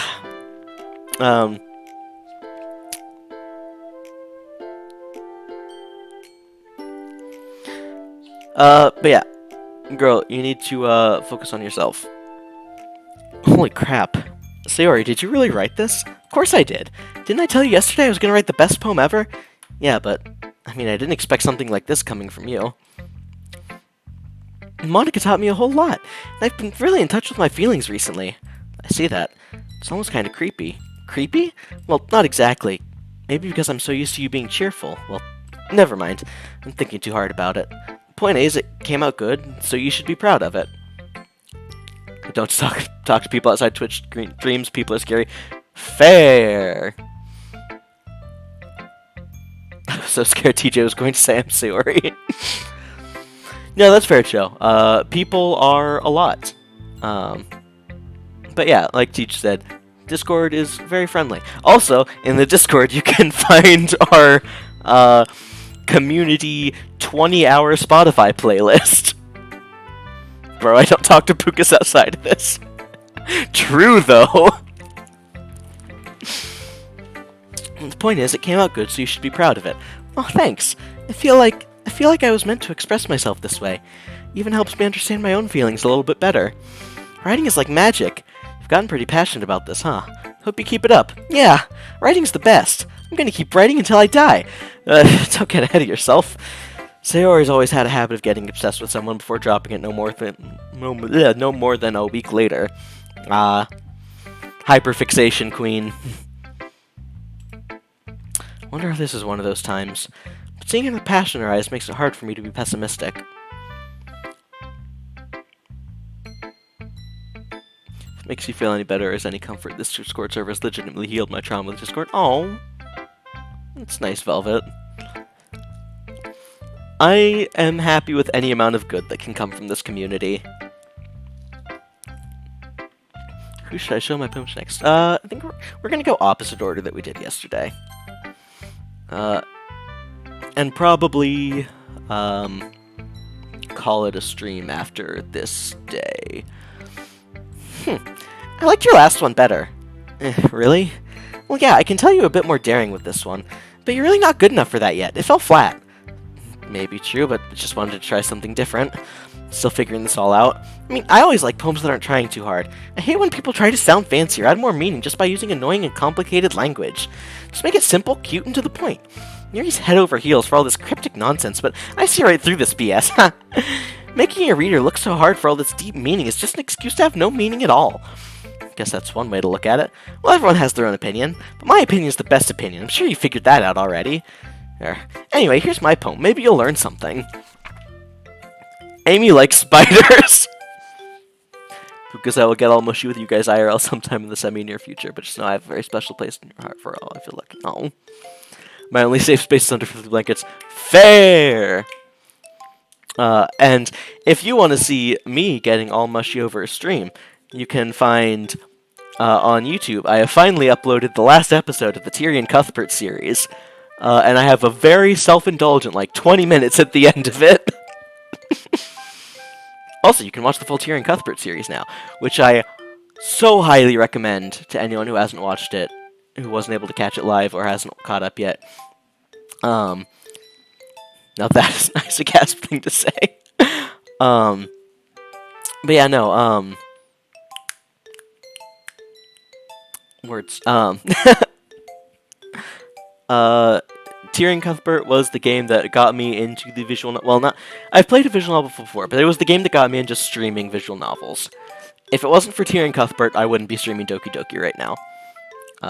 So it's really great, and there is quite a good amount of content there, if you're looking for YouTube content. And like I said, I get very self-indulgent at the end. Amy likes spiders. You know what I heard about Amy? Amy likes spiders. Tyrion streams were genuinely so fun. They were. I loved the Tyrion streams so much. Icky, wriggly, hairy, ugly spiders. That's why I'm not friends with her. Amy has a cute singing voice. I heard her singing my favorite love song. Every time she sang the chorus, my heart would pound to the rhythm of the words. But she likes spiders. That's why I'm not friends with her. One time I hurt my leg really bad. Amy helped me up and took me to the nurse. I tried not to let her touch me. She likes spiders, so her hands are probably gross. That's why I'm not friends with her. Amy has a lot of friends. I always hear her talking to people. She probably talks about spiders. What if her friends start to like spiders too? That's why I'm not friends with her. Doesn't matter if she has other hobbies. Doesn't matter if she keeps it private. Doesn't matter if it doesn't hurt anyone. It's gross. She's gross. The world is better off without spider lovers. And I'm gonna tell everyone. I'm like Isaac, but worse. A woman. Christ. Hey Natsuki, what the fuck? Not bad, right? It's quite a bit longer than yesterday's. Yesterday's was way too short. I was just warming up. Hope you didn't think that was the best I could do. No, of course not. Anyways, the message is pretty straightforward in this poem. Doubt I have to explain it. Sometimes you can explain complicated issues with much simpler analogies. And it helps people realize how stupid they're being. Like anyone would agree that the subject of this poem is an ignorant jerk. Do you know people like that? Of course, it's about how everyone thinks my... It doesn't matter, it can be about anything. Ah. I see. So it wasn't about Natsuki saying she doesn't like someone. It was about how people look down on her because of all her manga. I see. It doesn't matter, it can be about anything. I wrote it to be easy to relate to. Everyone has some kind of weird hobby or guilty pleasure, something you're afraid if people find out they'd make fun of you or think less of you. But that just makes people stupid. Who cares what someone likes as long as they're not hurting anyone, it makes them happy.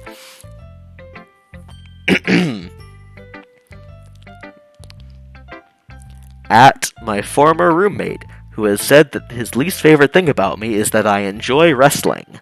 Who cares what someone likes as long as they're not hurting anyone and it makes them happy? I think people really need to learn to respect others for liking weird things. Well, you're definitely right. At least I can relate to that. Pucas, you like wrestling? Yes. I do. I went to a wrestling show this summer and it was so much fun. It's just a man phantom. I'm sure a lot of other people can too. This is a toxic white man trait. I like wrestling too. Yo! Went to SmackDown High School with a friend. That's awesome. I went to an AEW show this summer with my uncle. And, if you look really closely, you can actually see us in some of the videos. Our seats were like, if like the entrance ramp is here and the ring is here, this is so bad on camera. If the entrance ramp is here and the ring is here, we were like here on the other side of the ramp. Haven't seen amateur wrestling yet, but I'm fascinated. Secret Pucas sighting. I got to see Sting live. That was amazing. Those were good seats. Yeah, they were really good seats.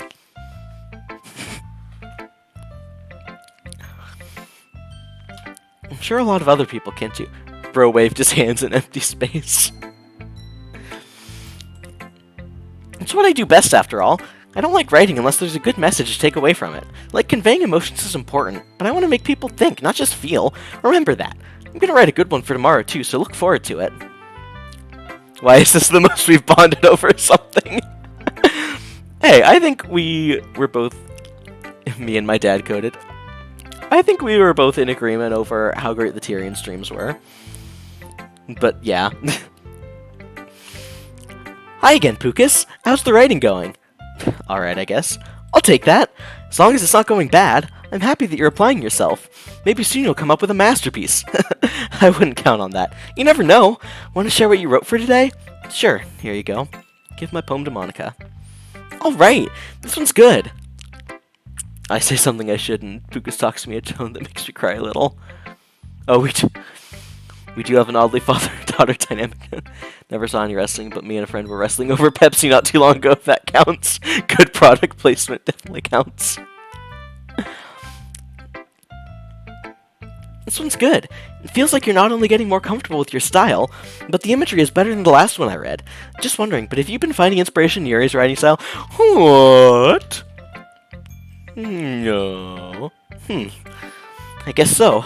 Can't deny that she's talented. Yeah, totally. I think her poems are the most romantic. It's the best way to describe it. She's like a totally different person when she picks up a pen.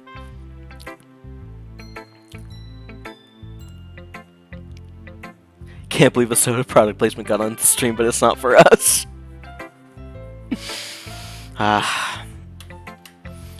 Look. We're working on that soda product placement. I haven't forgotten Ramon. I'll never forget Ramon. Ramon? Ramon? Ramon? Ramon? We're coming for that sponsorship. She's like a totally different person when she picks up a pen. I noticed that too.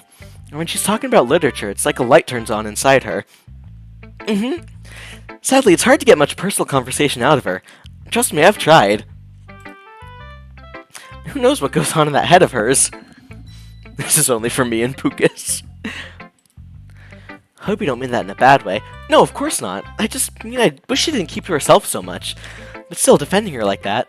You must be pretty into her. You completely misunderstood. Calm down, I'm kidding. Besides, I'm pretty sure she's already got a boyfriend. Wait, really? Yeah, a fictional one anyway. Monica kind of whispers that last part to me. It's just a hunch, but well, there's not really anything wrong with that. Oh, well, I know. I was just saying. But anyway, you want to read my poem now? I like the way this one turned out, so I hope you do too. Alright, let's take a look. Save me. The colors, they won't stop. Bright, beautiful colors. Flashing, expanding, piercing. Red, green, blue. An endless cacophony of meaningless noise. The noise, it won't stop. Violent, grating waveforms. Squeaking, screeching, piercing. Sine, cosine, tangent. Like playing a chalkboard on a turntable. Like playing vinyl on a pizza crust. An endless poem of meaningness. Load me. Save me. Load me. Huh. Cacophony? Cacophony? Cacophony? I don't... Potato, potato. As someone who knows a little bit about this game, I see what's going on with this poem. It's even more abstract than your last one, huh? I guess it's just the way I write. I'm sorry if you don't like it. No, I never said that. It's just the kind of thing I've never really seen before, I guess. I kind of like playing with my space on the paper. Choosing where and how to space your words can totally change the mood of the poem. It's almost like magic. The way I wrote those lines really sure makes it feel like they're trying to speak over the noise. I see. It's still hard for me to tell what it's about, though. Sometimes asking what a poem is about isn't the right question. A poem can be as abstract as a physical expression of a feeling, or a conversation with the reader. So putting it that way, not every poem is about something. Anyway, here's Monica's writing tip of the day. I really hope we get to the first redact the stream. Need to be redact. I doubt we will, because I'm probably going to end it after this club meeting ends. Because we've been going for a little over 2 hours, and I think that's good for a Saturday night. Here's Monica's writing tip of the day. Sometimes you'll find yourself facing a difficult decision. When that happens, don't forget to save your game. You never know when you might change your mind, or when something unexpected may happen. Wait, is this tip even about writing? What am I even talking about? That's my advice for today. Thanks for listening. Huh.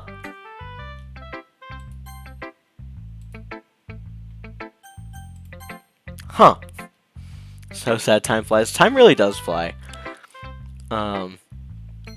Who knows? Maybe I'll do another episode soon. Probably I'll do another episode soon. Alright, Yuri. Let's see what you've written for today.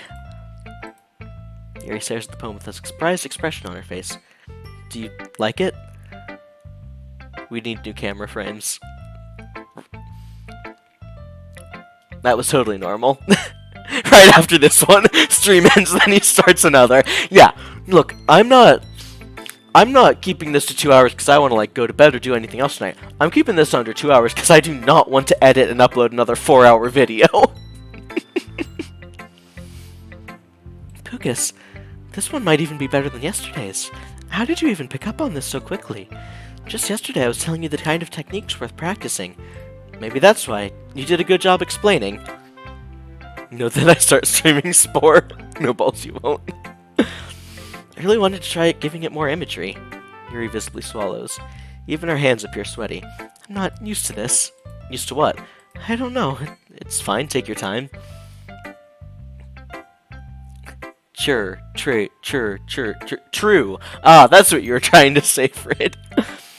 Yuri breathes and collects her thoughts. I know that Yuri likes to think before she speaks, so I offer that patience to her. Yeah, just being appreciated like this, I guess.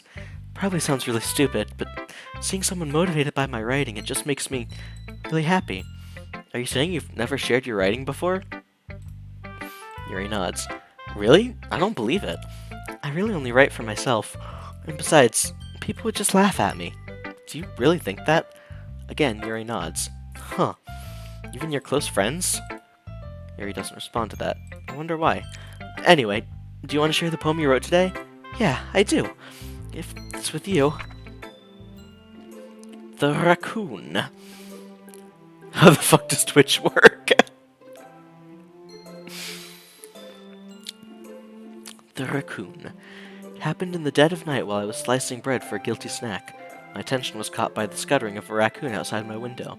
That was, I believe, the first time I noticed my strange tendencies as an unordinary human. I gave the raccoon a piece of bread. My subconscious was well aware of the consequences, well aware that a raccoon that is fed will always come back for more. The enticing beauty of my cutting knife was the symptom, the bread my hungry curiosity, the raccoon an urge. The moon increments its phase and reflects that much more light off my cutting knife, the very same light that glistens in the eyes of my raccoon friend. I slice the bread, fresh and soft. The raccoon becomes excited. Or perhaps I'm merely projecting my emotions onto the newly satisfied animal. The raccoon is taken to following me. You could say we've gotten quite used to each other. The raccoon becomes hungry more and more frequently, so my bread is always handy. Every time I brandish my cutting knife, the raccoon shows me its excitement. A rush of blood. Classic Pavlovian conditioning. I slice the bread, and I feed myself again. Huh. For it, I will explain it, but no one is allowed to shame me for being an avid Twitch fan.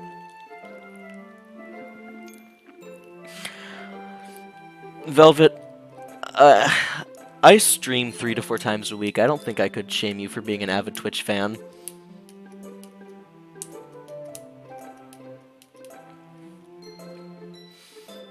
Classic Pavlov. There's a little more daring with this one than yesterday's. Love rewatching, replaying things, and seeing all the foreshadowing. I can see that. It's a lot more metaphorical. I don't know if it's my fault, but I can't begin to imagine what this poem is about. That's right. It's a bit closer to my preferred writing style, using the poem as a canvas to express vivid imagery and conveying emotions through them. Yeah, if I take it at face value, then I can't even figure out what it's supposed to mean. Any emotes that start with hyper or words from participating in hype trains on stream. Hype train is when... Okay, yeah, there are levels. Hype train, something that we will probably never see. Well, I think it's something that different people can relate to in their own way. I wanted to express the way it feels for me to indulge in my more unusual hobbies. It's those sorts of things I'm usually forced to keep to myself, so I sometimes enjoy writing about them. Huh, that's funny. Didn't Natsuki also write something about that? About someone being ridiculed for a strange interest? Huh? She did? Yeah.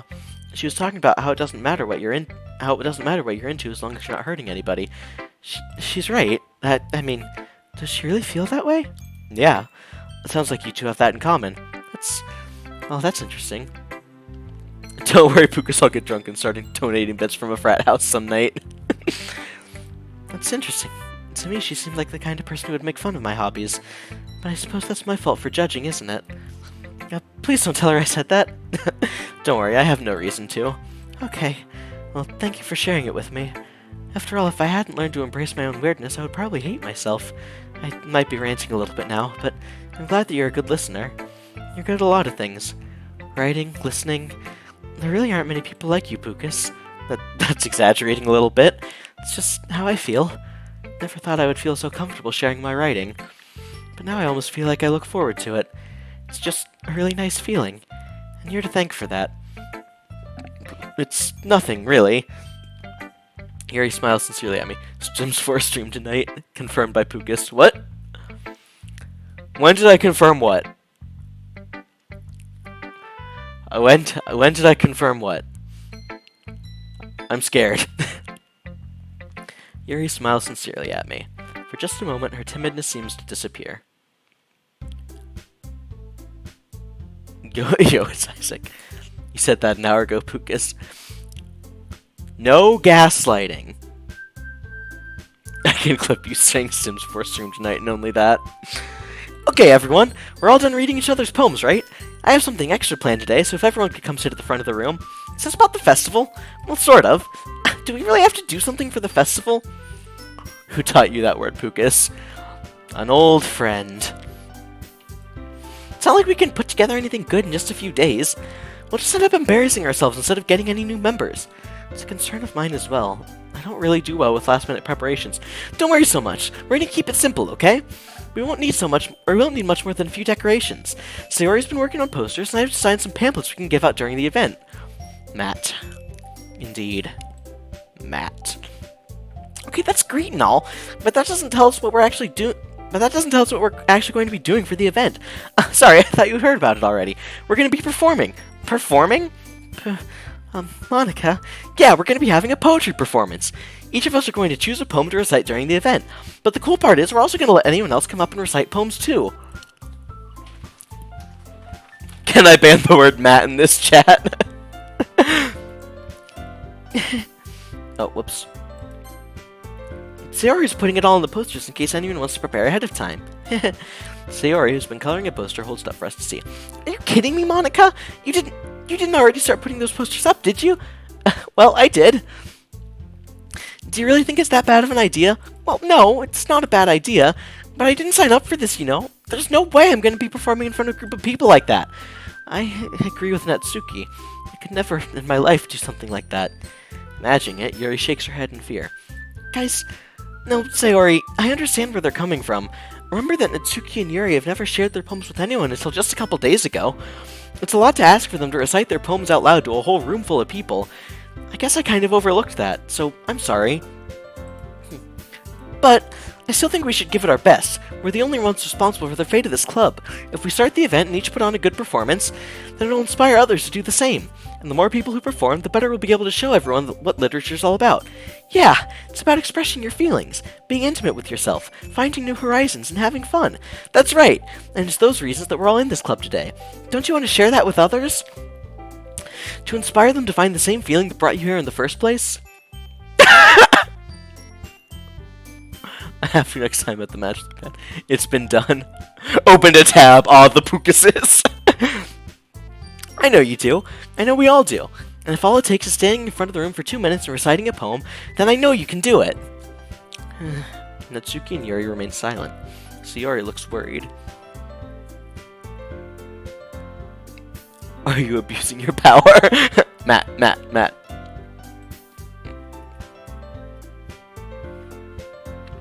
I guess that leaves me no choice. I agree. I don't think it's too much to ask. I think that Sayori and Monica have been trying really hard to get new members. The least we can do is help them out a little bit. Well, maybe, but... Looks like Natsuki doesn't have any arguments left. Okay, fine.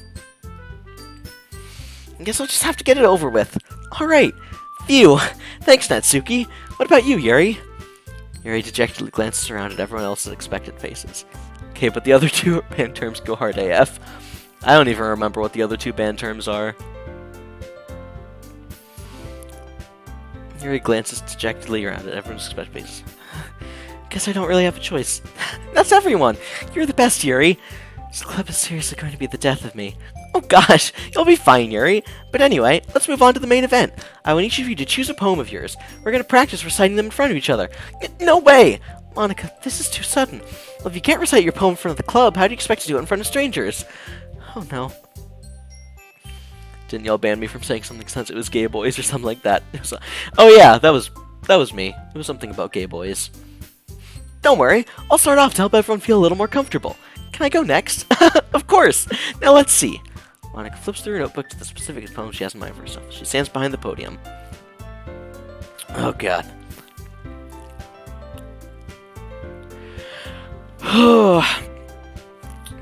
These voices are starting to take a toll on my voice. The title of this poem is The Way They Fly. Monica begins reciting her poem. Her clear, confident voice fills the room. More than that, her inflections was seen. Oh, are they not going to actually make me do it? Thank God. She knows exactly how to apply emotion behind each line. She recites, bringing the words to life. Is this something she's done before, or is she simply a natural? I glance around me. Everyone has their eyes on Monica. Sayori looks amazed. Yuri has an intense expression on her face I don't understand. Finally, Monica finishes the recitation. The four of us applaud. Monica takes a breath and smiles. That was so good, Monica. Thank you very much. I was just hoping to set a good example. Are you ready to go next, Sayori? I'll go next. Yuri's fired up all of a sudden. Yuri clutches a sheet of paper between her hands and stands up. Keeping her head down, she walks quickly over to the podium.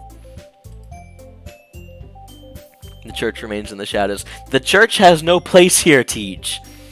This poem is called... Yuri anxiously glances at each of us. You can do it, Yuri. It's called After Image of a Crimson Eye. Yuri's voice shakes as she starts reading the poem. Just a moment ago, she practically refused to do this. Why is she suddenly putting in so much effort? As Yuri gets past the first couple of lines, her voice changes. It's almost like what happens when Yuri gets absorbed into her books. Her quivering words transform into the sharp syllables of a fierce and confident woman. This is an anti-church establishment. What day are we on? 3, I think? Or 2? 3. Okay, does the first day count as a day? Or is that day 0? The poem is full of twists and turns in its structure that she enunciates with perfect timing. This must be a rare glimpse into the whirling fire Yuri keeps concealed inside her head. Suddenly she's finished. Everyone's stunned. Yuri snaps back into reality, oh, there goes gravity, and glances around her as if she bewildered even herself.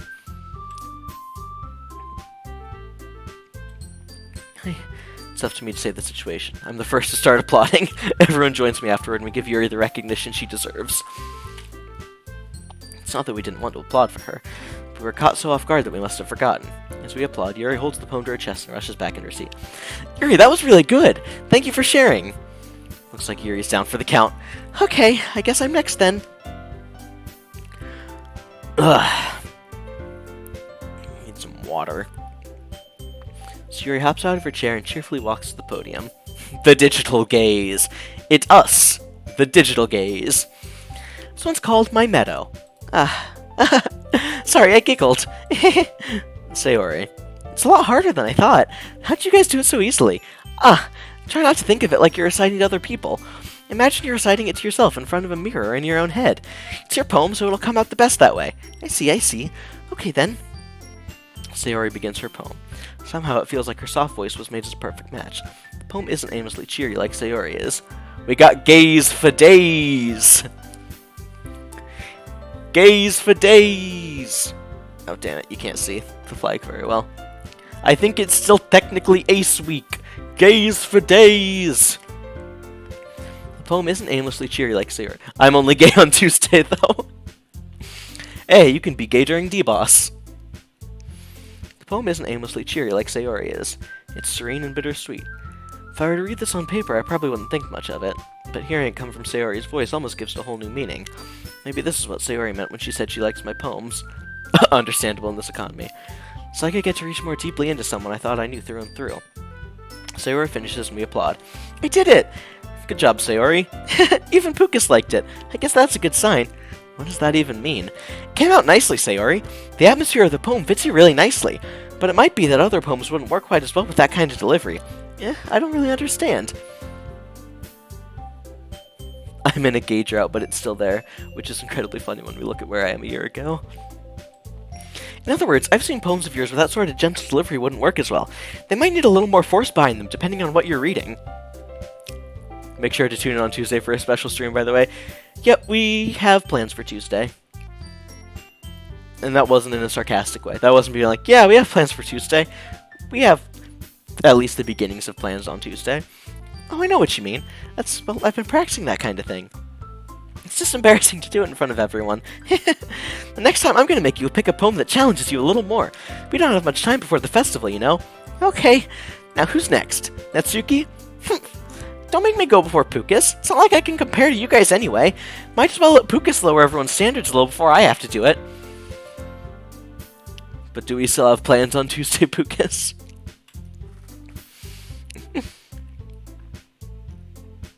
Natsuki?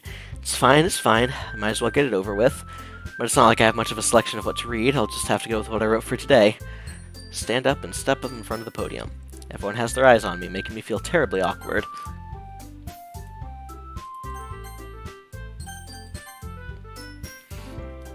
On the gay day? I actually don't know if the game was like, hey, you should save here, or if I accidentally hit save. I recite my poem. Since I'm not exactly confident in my own writing, it's hard to put energy into it. Despite that, once I finish it, I receive applause anyway. Sorry, I'm not really as good as everyone else. Does everyone have plans with Pucas on Tuesday? I'm a busy man. Don't worry about it so much. I think it's less about your abilities and more about your lack of confidence in your writing. That's something that'll improve over time, though. Yeah, maybe. Alright then, that just leaves you, Natsuki. Yeah, I'm going. Natsuki begrudgingly gets out of her seat and makes her way to the podium. The poem is called... Why are you all looking at me? Because you're presenting. Anyway, the poem is called Jump. Natsuki takes a breath. Once she starts reciting the poem, her sour attitude disappears a little. While she's still a little unenthused, her poem has a rhythm and rhyme to it. It's Natsuki's trademark style, and it works surprisingly well when spoken aloud. The words feel like they bounce up and down, as if giving life to the poem. Natsuki finishes, and everyone applauds. She huffs back to her seat. That wasn't so bad, was it? Easy for you to say. You better not make me do that again. Well, do you at least feel prepared enough to recite a poem in front of other people? I mean, doing it in front of other people will be way easier. I can put on whatever face I want for other people. But when it's just my friends, it's just embarrassing. It's a surprise, Natsuki. I think it would be the other way around for me. Well, that's just how it is, so... Well, I guess in that case... You teach till UT bosses become mental application free. A couple weeks ago, I spent all of Tuesday trying to figure out what meeting event I had to do for the night. Then realized around 5:30 it was D-Boss. I had to watch D-Boss. Amazing. Well, I guess in that case, you won't have much to worry about for the festival. That said, I want to thank everyone for coming through. It might be hard, but I hope you all have an idea of what it is like now. Make sure you pick a poem and get enough practice before the festival, okay? I'll be making pamphlets, so let me know ahead of time what you'll be reciting. Jeez. Should probably find some other poem to recite instead. That's fine too. It doesn't have to be your own. I'm already pleasantly surprised that you're putting all this effort for the club. It makes me really happy. Yeah, no problem. Okay, everyone. I think that's about it for today. I know the festival is coming up, but let's try to write poems for tomorrow as well. It's been working out really nicely so far. I like to remember that. As for the festival, we'll finish planning tomorrow, and then we'll have the weekend to prepare. Monday's the big day. I can't wait. I can do this. Alright, I stand up. There's no way I'll be able to find the same enthusiasm as Sarah and Monica, but I'll do my best to get through it. I actually can't remember what D-Boss is. Yes, Frid, notifications is a follower thing. We'll have to follow as well to see. It's for the sake of the club, and for impressing Monica. I'll have to do my best. Ready to go? Ready to go, Sayori? Yep. Look at you two, always going home together like that. It's kind of adorable, isn't it? Jeez, guys, don't make such a big deal out of it. Must be a little nice, though. Well, how am I supposed to respond to that? It's okay, Pucas, you don't have to say it. Whatever, let's go already. I'll walk home with Sayori once more. Even though it's only been a few days, a lot of things have already changed. But today, Sayori's being a little quieter than usual on the way home. Hey, Sayori. Sorry, I was spacing out. No! I said hey Sayori, not hey Siri. Gah.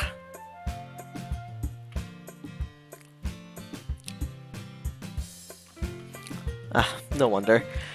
I was thinking about something from earlier. I like how we get to... Sayori fumbles with her words. So, let's just say that one day Yuri asked to walk home with you. Huh? What would you do? What kind of question is that? You're kind of putting me on the spot here. Oh, come on.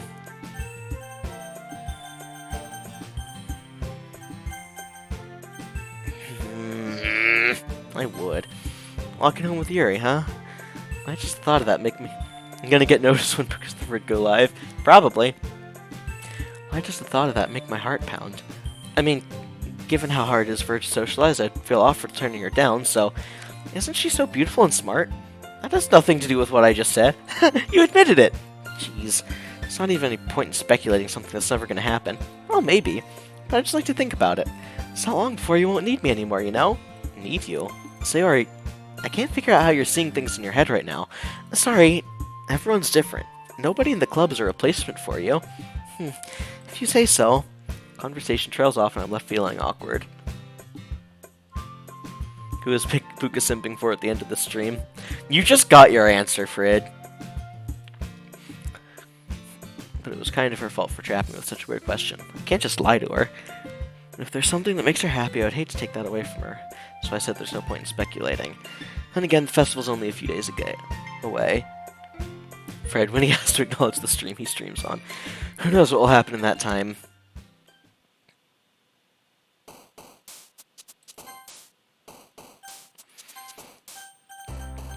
Alright.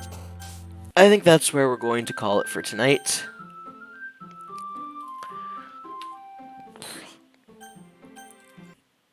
Alright. Well, thanks for coming by, everyone. Sims now, right? This is sad. I'm sorry, Velvet. Here's the thing. I would say that I could be convinced to go further, but I really can't do any more of this game tonight because the voices are really starting to hurt my throat a bit. Sims. I don't have the Sims. I can't play the Sims. Get some sleepies. I'm not going to bed. It's only midnight on a Saturday. Well, I've got good news for you. Yes, I'm aware that it's free, Frid. I have a job. Also, it's free. And can buy it for free. But yeah, thanks for coming by, everyone. I hope you spoiled the joke early. No. Sorry, I thought the joke was gonna be, I've got good news for you. It's free. But I hope that everyone here is as excited about the series as I am, and that seems to be the case. If you've been hanging out here, first off, thank you so much. Thank you for streaming. I really need this today. Good timing as always. Oh, I do my best. Thanks for hanging out. If you have been hanging out here and you want to drop us a follow, we really appreciate those. We are on our road to affiliate right now. And I suppose it's the cat boy is out of the bag. When we hit 50 followers, I will be doing a Pucat Kitten stream. And then from there, you'll be able to toggle Pucat Kittens via channel points. Because I said it is a joke, and it's not a joke anymore. But, if you want to find out when we're going live and hang out with our, I'd say, pretty great community, if we don't hit 50 Frid dies, you can join our Discord there. If you want to check out old VODs of streams, you can find our YouTube there. I've been thinking about maybe starting to do some YouTube exclusive content. Haven't decided if I want to do that, but it's something that I have put thought into. So who knows, that might happen at some point. Wait, please follow then. Frid dying on my birthday. But there's that, and then if you want to just watch some funny little things that we do, we have a Clips channel there. Where you can... Frid dying on my birthday, strange gift. Not only do we have our clips, I just last night got up a video featuring the life and times of our new best friend, Iggy, from D-Boss. But thanks for hanging out, guys, so much. Next scheduled... so next stream is, I believe, at some point tomorrow. Frid and I will be running back Tibto that we were supposed to do Thursday but got rescheduled. Frid is currently typing a message to me, so I don't know if he's going to say something about the fact that we're streaming tomorrow or what he's going to say to me. Yes, rare Frid moment. You get your, look, you get one Frid a week here on Pucas and the Frid.